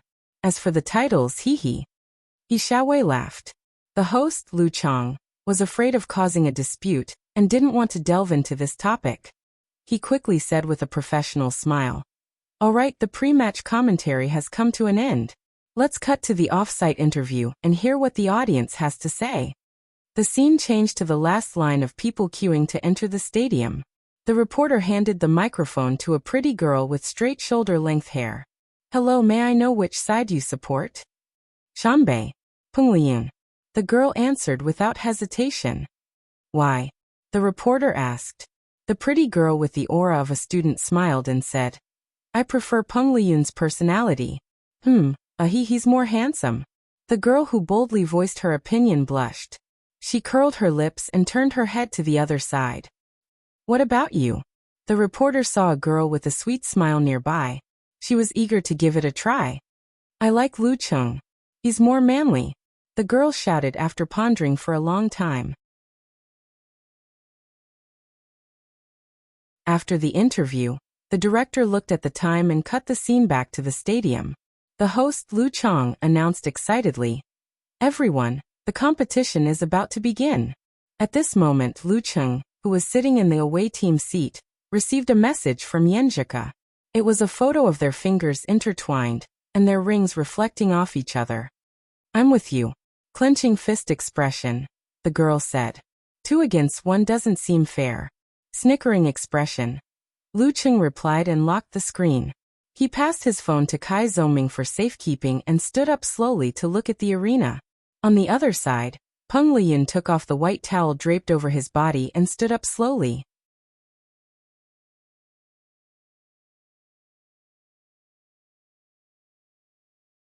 Chapter 534. Lu Qing. Peng Liyun. All of a sudden, the sound waves exploded. Countless spectators raised their arms and shouted the name in their hearts at the top of their lungs. It was as if a forest had suddenly grown around the stadium, and a fighter jet had swept past. Lu Qing didn't unleash his aura. He walked along the aisle at a moderate pace and slowly climbed the stone steps. He stood on the left side of the referee. At the same time, Peng Liyun also walked into the arena calmly. It was as if he was waiting for the battle to officially start before he unleashed his accumulated strength, imitating the horror of a flood breaking through a dam. Their eyes met and they smiled. Both of them had grasped the other's thoughts. The referee with a half-beard looked left and right. When the electronic clock struck the hour, he raised his right hand and announced loudly, "Talk time begins." Peng Liyun lowered his waist and his body seemed to sway with a natural rhythm. As he swayed, Lu Qing couldn't find any flaws. He looked over and smiled faintly. "I've been waiting for you for a long time." "Me too." Lu Qing smiled casually in response. For the next 2 minutes, neither of them spoke again. They were both counting down the time in their hearts, just like a race car. 2 minutes, 1 minute, 30 seconds. Peng Liyun's body emitted a low turbo pressure sound. It was slow and drawn out, with pauses and pauses. It made people feel what it meant to be ready to go. 10-9-8-7. Lu Cheng's muscles and fascias tightened.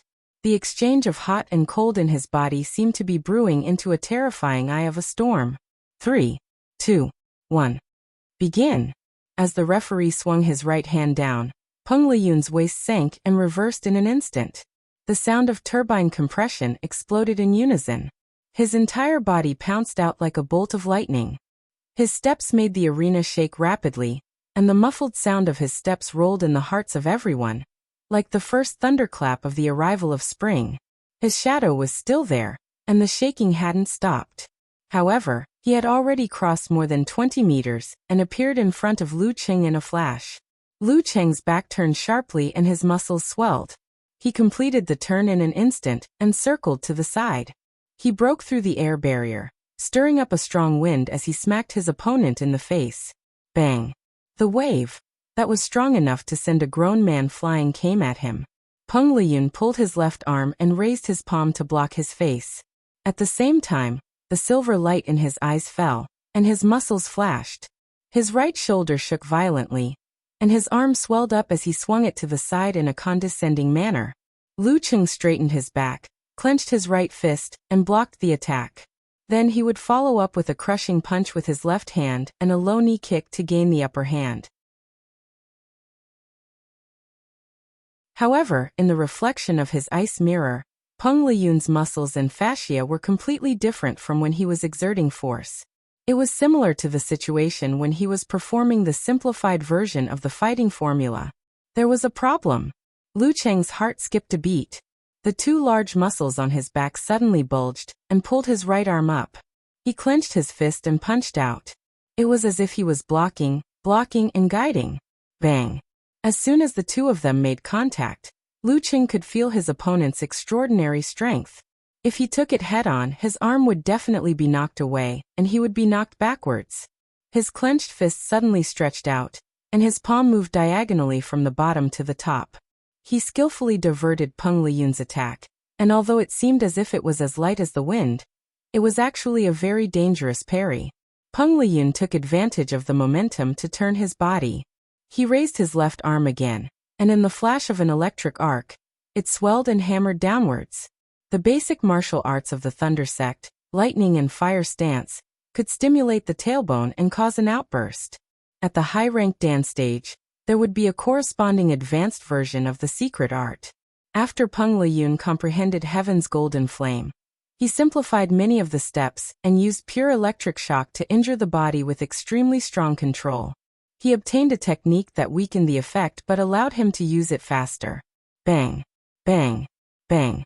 He swung his arms, and in the flash of electric arcs, he hammered down ferociously. This caused the surrounding air to condense into layers of dark clouds that weighed down on Lu Cheng's heart, bringing about a terrifying mental deterrence. This also caused the audience to have an inexplicable hallucination. It was as if Peng Liyun had transformed into the god of thunder with a giant hammer in his hand. His upper body was bare, and his bronze muscles were wrapped in electric arcs. Amidst the sweat dripping down his masculine and powerful aura, he swung and smashed again and again. It was completely different from his usual style, and it was refreshing. Lu Cheng didn't dare to be careless. He immediately circulated his qi and blood to stimulate the corresponding parts of his body. Simplified fighting formula. His muscles bulged, and he pulled back his arm in a fighting posture. His fist shot out like lightning towards his opponent's giant hammer. He was going to meet force with force and meet force with force. Boom! Boom! Boom! He exploded 3 times in a row and bounced back 3 times, stirring up an invisible airflow that turned into waves. The electric arcs flickered and splashed everywhere. Boom! Their arms propped up their sleeves, and their muscles looked like they were about to explode. Peng Liyun's explosion was still slightly inferior to the secret technique. His body shook and he took a step back. Just as Lu Cheng was about to take the opportunity to stretch his back and launch a series of attacks to bring the rhythm into his control, he suddenly put his palms together. It was as if he was about to unleash the thunder blade with a thunderous boom. Lu Qing shifted his center of gravity and immediately turned to the right in an attempt to avoid being struck by lightning. However, Peng Liyun's strike didn't make any sound. Instead, the sound of a vortex spinning madly in his body sounded again. A huge and strange suction force appeared out of thin air, pulling Lu Qing to the front. In the previous hammer strike, he had secretly left electric arcs, accumulating a layer of single attribute electric charge on his opponent's body. Now that north and south were attracting each other, it came in handy. Thunder begets magnetism, and magnetism begets force. After the suction, Peng Liyun pulled his palms apart, pulling out a silver-white electric snake as thin as a cicada's wing. It was blinding. Pseudo-cloudless thunder blade. However, Lu Qing seemed to have been prepared. Just as he was pulled forward, he took advantage of the momentum and squatted down. Not only did he dodge the instantaneous electric light in time, but he also threw a punch at his opponent's waist. How could he, who had stepped into the realm of encountering gods in the void and self-reflection, not notice the layer of electric charge on his body? He had been holding back all this time to create an opportunity. Bam! The two of them were less than half a step apart. Before the crisp sound faded, the punch was already close. Cold sweat beaded on Peng Liyun's forehead as he reversed the vortex. The humming sound erupted again. Lu Qing's punch was getting slower and slower, as though he was caught in a repulsive force field. However, at this moment, he snapped his fingers and opened them, shooting out streaks of crystal clear and cold ice soul brilliance. Breaking through the surface with a single point, the force field was penetrated. Seeing that the cold streaks were about to reach his body, Peng Liyun, who didn't feel that everything was fine after reversing the vortex, pulled his spine and pulled his body diagonally backward. The streaks of white streaks brushed past him and covered the surface of his clothes with a layer of frost. Lu Qing bounced his waist and stood up. Striding forward, he clenched his fist and launched a forward charge attack. Peng Liyun extended his palms downwards and crossed them into a net, firmly blocking the attack. Lu Qing didn't manage to land a hit, so he took advantage of the situation and turned around, his back facing his enemy. Then he swung his elbow backwards and struck fiercely. With a crisp sound, Peng Liyun's raised arm was swung away helplessly. Once again, he took a step back. Lu Qing had already turned around. He retracted his qi and blood and immediately exploded them. He was about to launch a series of explosive attacks with the precision of a ruler. Left, Ice Soul technique, right, Emperor Yin technique. Alternating, never-ending attacks. However, at this moment, Peng Liyun lowered his waist and swung backwards. Amidst the shaking of the arena, he made a flash attack backwards and dodged 30 meters away, close to the edge. Crack! Lu Qing's explosive Dan force rushed to his feet, causing the surrounding green bricks to soften into powder. Using the terrifying rebounding force, he spread his wings and leaped forward. In the blink of an eye, he had closed in on his opponent. Rumble, rumble, rumble. Peng Liyun displayed his body movements and made a series of turns, stirring up gusts of strong wind, not giving his opponent a chance to gain momentum. Lu Qing vaguely understood the key point of their fight. On the surface, it looked like they had the upper hand, but in fact it was a battle of rhythm.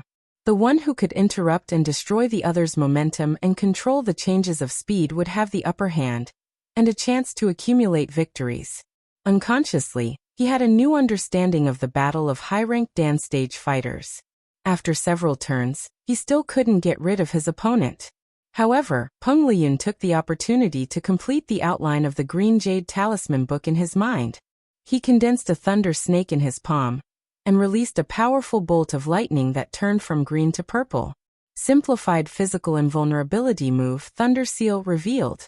With the help of the ice mirror, Lu Qing had already sensed it. He pulled his waist and back, swung his center of gravity, and dodged to the side. The lightning struck the ground of the arena, leaving a long, meandering charred mark like a big tree. Peng Liyun immediately counterattacked when his opponent's rhythm paused. He lowered his qi and blood, and condensed them into a single point, in exchange for a violent explosion and ferocious rush. Bam! He took a step forward, his right arm swelled and punched. His fist was covered with a layer of silver-white thunder snake, as if he was wearing an exaggerated thunder glove. It was heavy, strong, and fierce. Lu Cheng followed up with force concentration. He pushed his feet together and rushed forward with the heart-drilling hammer, blocking his opponent's fist.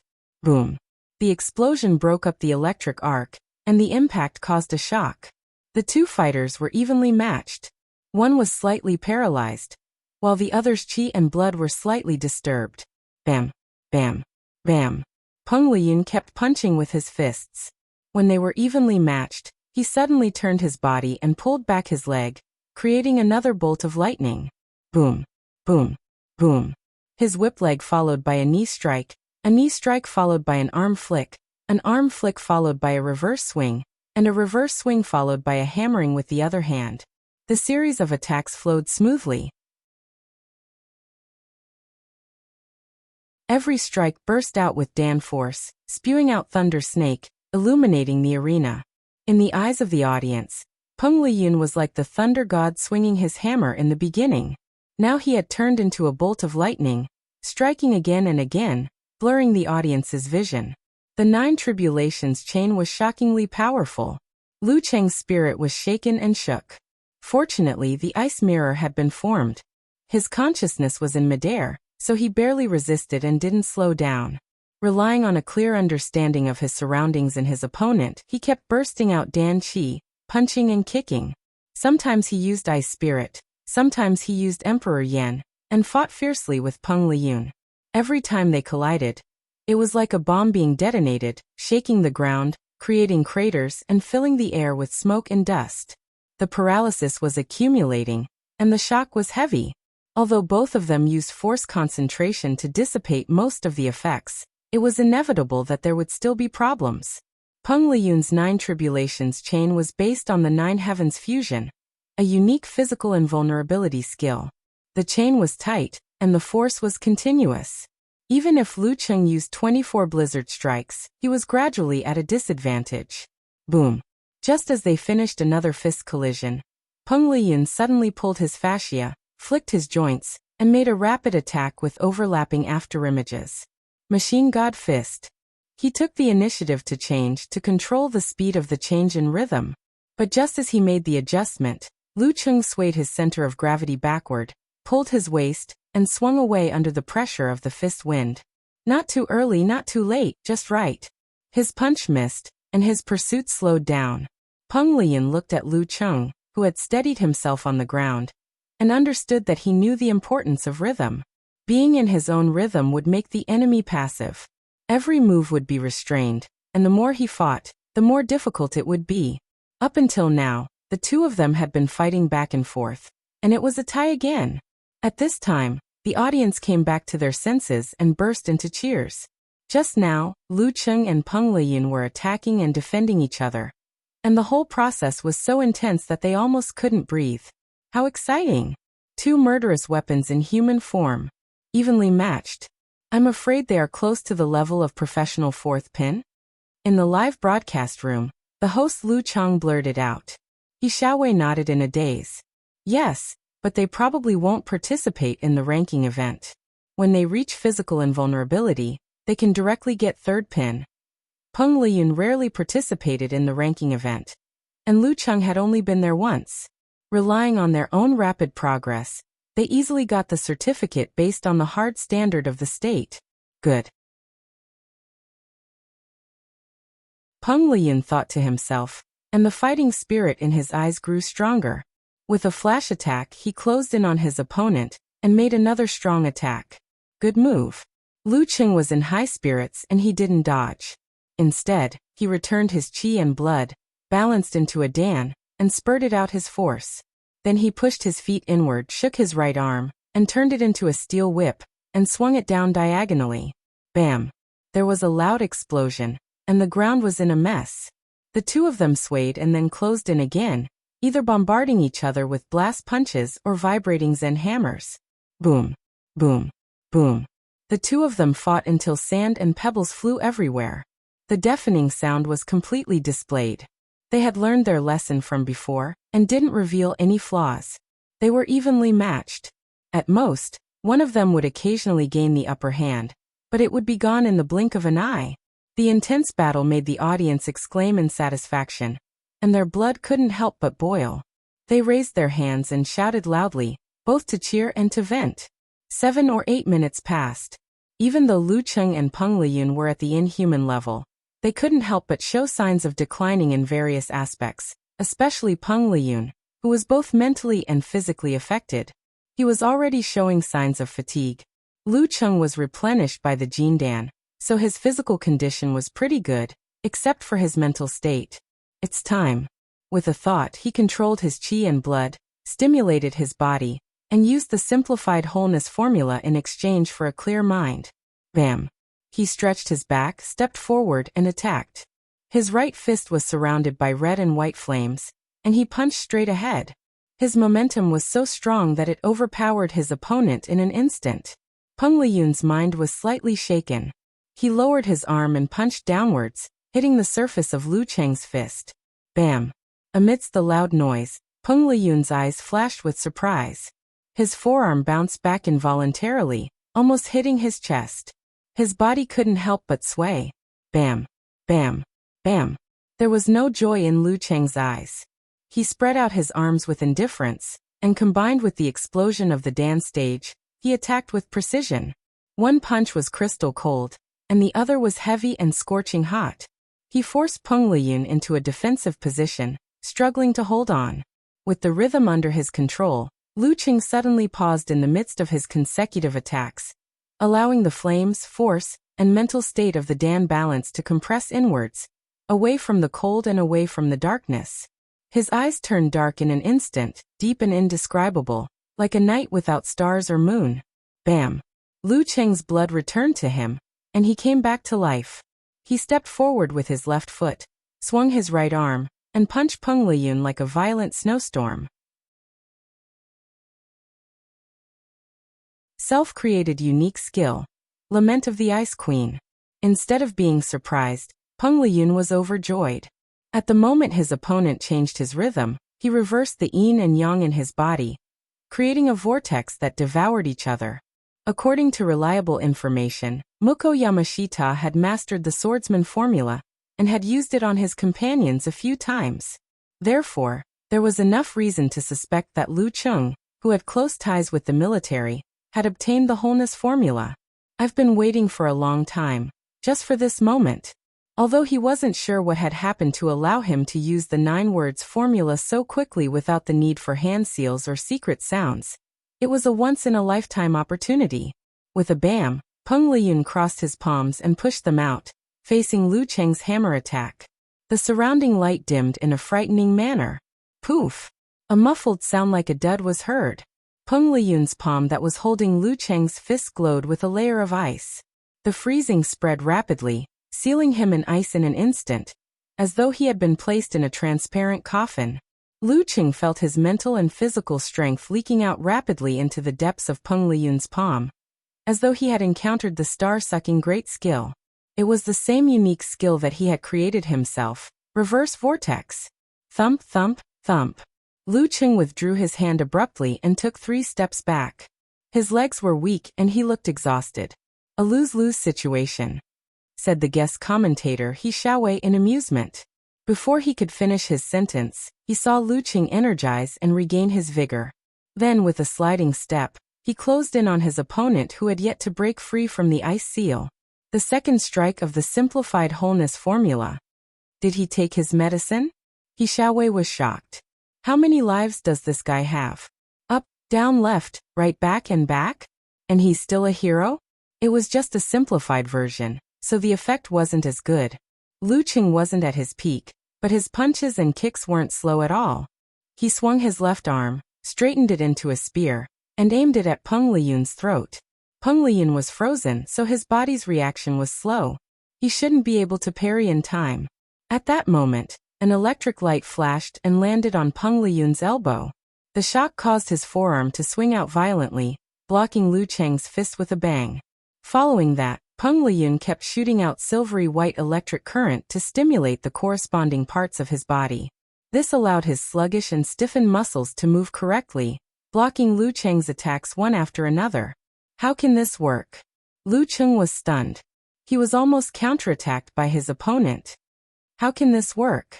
He Xiaowei blurted out, dumbfounded. Is this the knee-jerk reaction? Or is he using electric current to simulate neuron signals to forcibly move his frozen body? Is he still F*King human? He's already an inhuman. No. I can't let Peng Liyun break free from his stiffness. I have to end this quickly. Lu Cheng couldn't be bothered to be stingy with his mental strength. He kept drawing back his qi and blood and blasting out his danforce.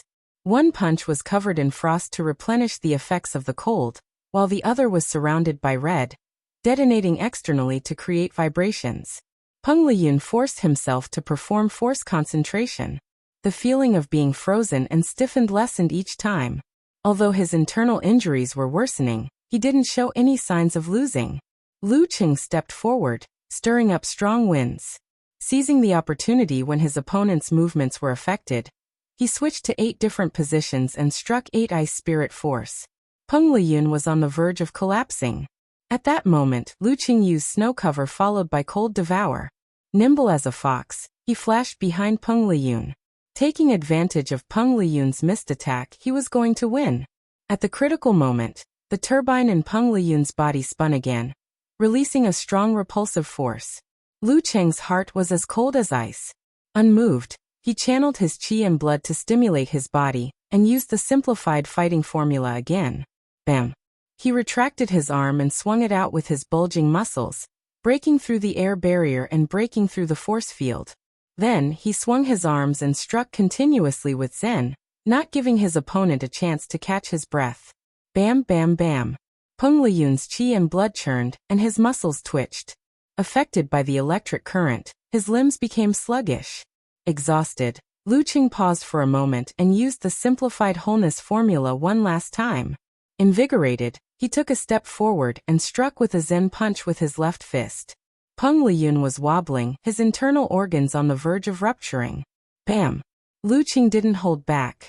He continued visualizing and raised his right arm. Severe warning. Peng Liyun's body was so sluggish that it was difficult for him to dodge. He could only use the electric current to stimulate him, and raise his arm to receive the blow. Bam! Peng Liyun's body trembled, and he stood rooted to the spot. Although his mind was under the Thunder God's suppression, and his thoughts weren't completely frozen, he couldn't send out signals in time to control his body. Lu Cheng swung his left arm and opened his palm, pressing it against his opponent's head. The referee raised his right hand, and ended the long and arduous battle. First round, Lu Cheng wins. Lu Cheng heaved a sigh of relief. Until the very end, he felt that Priest would be able to turn the tables. Once his momentum dropped, his spirit withered. In terms of other aspects, he was still slightly inferior to Peng Liyun. Moreover, the simplified wholeness formula's effect was getting worse with each strike. If his opponent could withstand 3 more strikes, he would probably be the one to lose. Of course, Priest's energy consumption wouldn't be much lower than his. Even if he could break free from the effects of paralysis, he might not be able to seize the opportunity to win. Victory was only a hair's breadth away.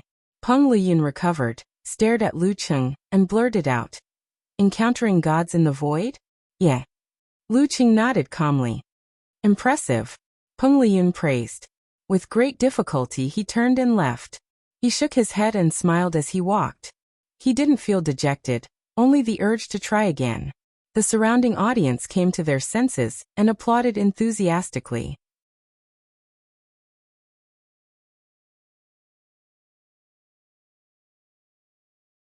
Chapter 535. Looking at Peng Liyun staggering back and feeling his own muscles trembling uncontrollably under the influence of the residual electric current, Lu Cheng, who was standing in the middle of the arena, suddenly felt a little emotional. "I've finally defeated the great demon king fair and square. It wasn't easy at all. From today onwards, he and I will truly stand on the same level. We will look at each other on equal footing. It has been 2.5 years since Master brought me to Shanbei to meet Peng Liyun in the morning to receive his education, and set my goal. Over hundreds of days and nights, step by step, I've finally reached this point. Of course, it didn't mean that he would be able to suppress Daoist priest from now on. He could sense that even with the use of secret techniques, the difference between the two of them was only a hair's breadth. If he hadn't misjudged the situation and carelessly clashed with the lament of the Ice Queen, the outcome might have been completely different. And at the current stage of the advancement of the inhuman level, every step forward would be extremely difficult. Even if he were to master the fire sex techniques and Daoist priest's mastery of other supreme arts, he would only be able to enrich his means and surprise his opponent once or twice. He wouldn't be able to bring about any substantial improvement. For a long period of time, the two of them would be evenly matched. Lu Qing took one last look at Peng Liyun before slowly retracting his gaze. He thought to himself, next, our competition will be to see who can reach the Dragon Gate faster, and who can achieve physical invulnerability first.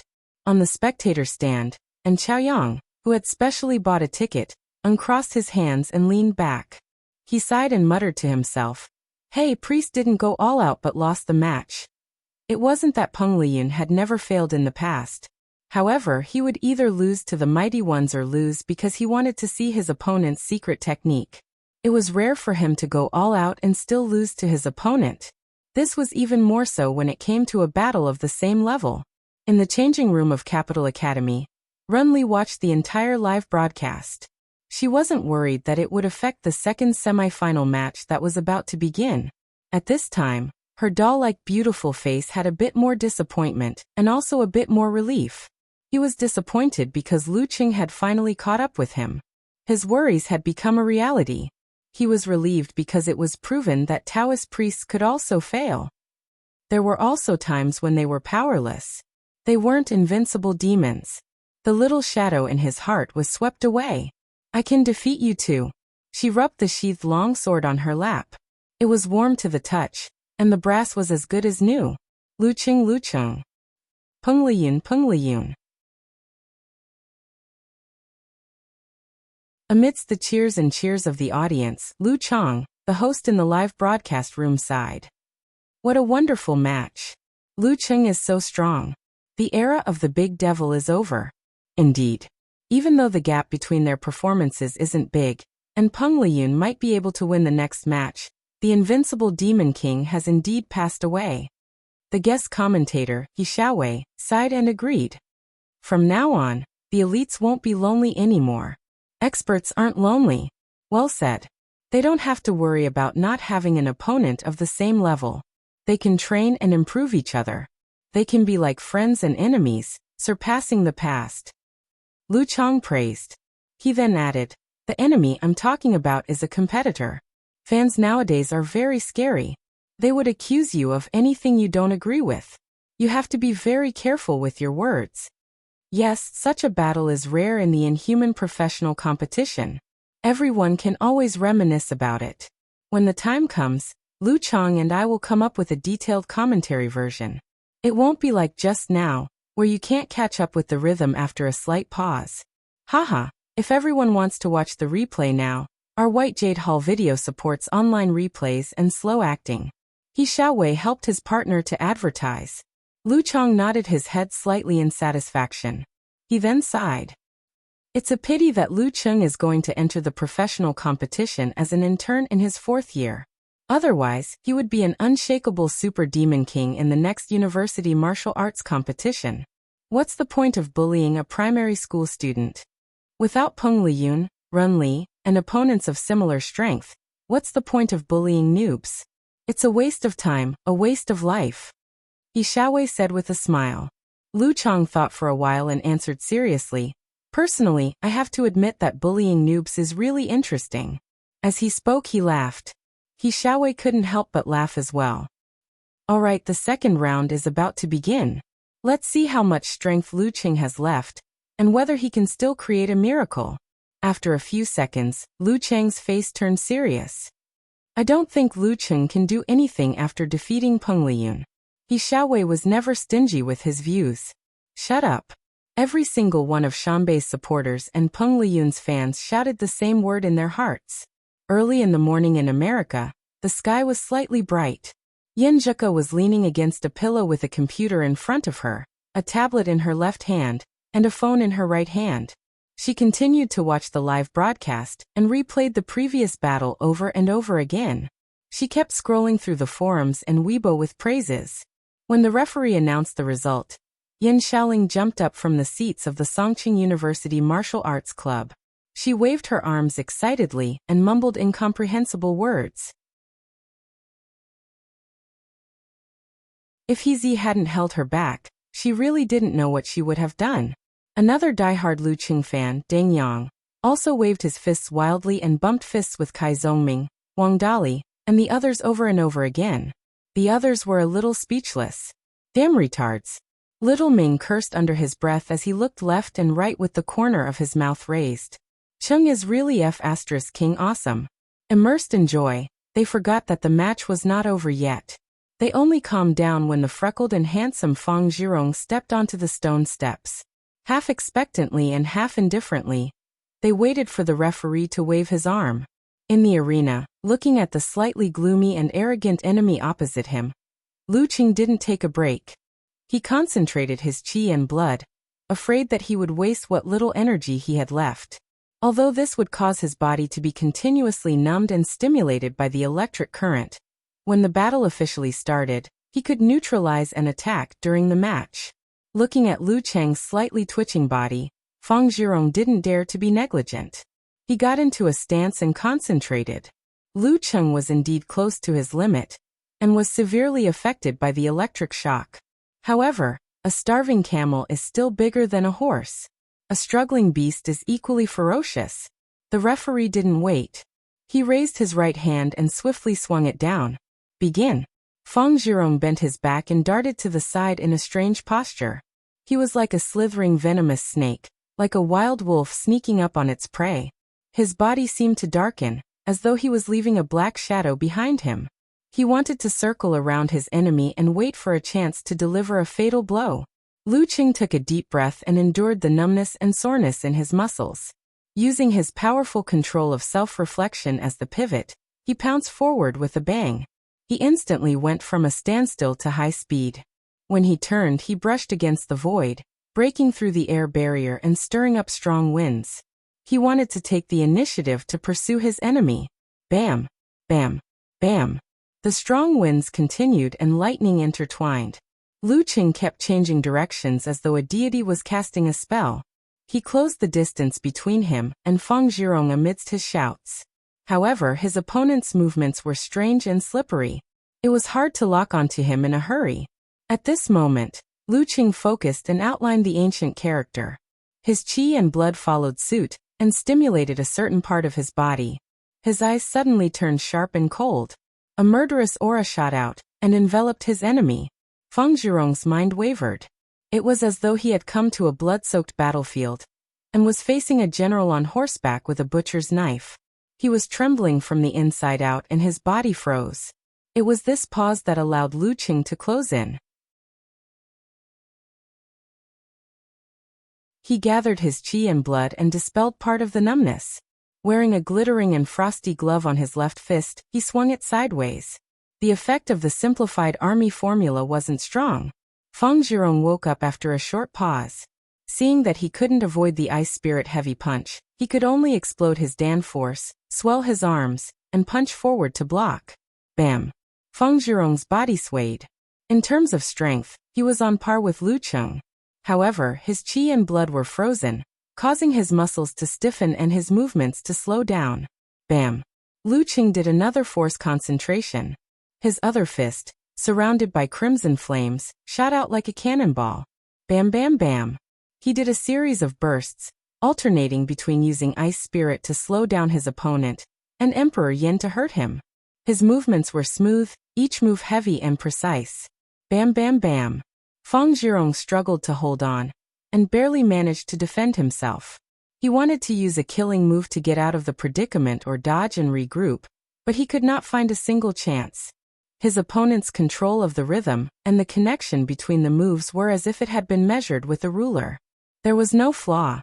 The ultimate technique that he had worked hard to learn over the past year was completely useless. In the midst of the intense attacks, Lu Qing suddenly slowed down. Using his advantage, he visualized the heavy and scorching Emperor Yen and the god of fire, Zhurong, who was riding a crimson dragon. Thump. He stepped forward, pulled back his right arm, drew his bow, and shot a heavy punch. Fire Sect's simplified physical invulnerability move, internal explosion punch. In the previous battle, Lu Qing had used too much of his ice force, which had drained it. He couldn't use severe warning anymore. Even if he tried, the effect on Fang Zhirong would be limited, and he wouldn't be able to leave any injuries. It was a waste. At this moment, Fang Zhirong was at a loss for what to do with his opponent's change in rhythm. He could only use force concentration and spurt out Dan Qi. He raised his palm and blocked Lu Cheng's fist. Boom. It was as if a bomb had exploded in his body. His qi and blood were tumbling madly, and his internal organs were about to shift. Lu Cheng withdrew his qi and blood, and threw out another ice spirit heavy punch, which was shrouded in cold air. It hit Fang Zhirong's arm, which was barely holding up, and made him stagger backward.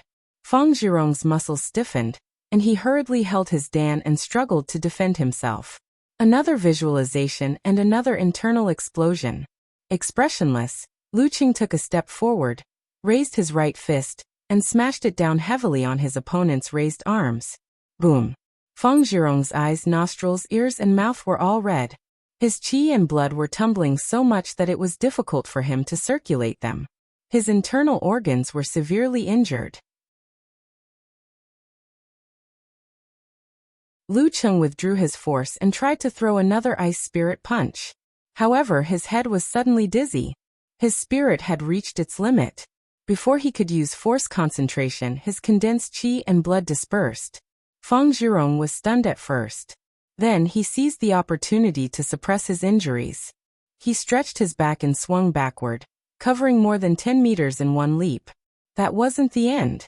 He made a forceful turn and dodged to the side. Lu Qing felt it was a pity.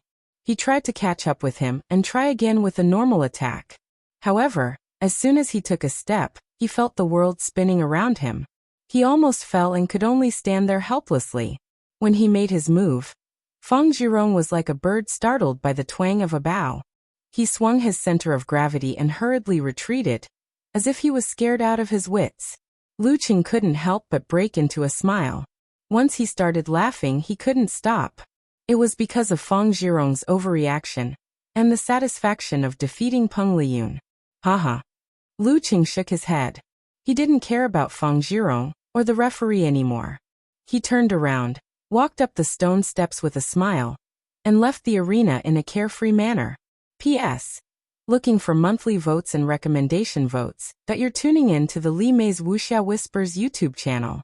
We're so grateful for your support, and don't forget to subscribe to join us on this incredible journey through captivating stories.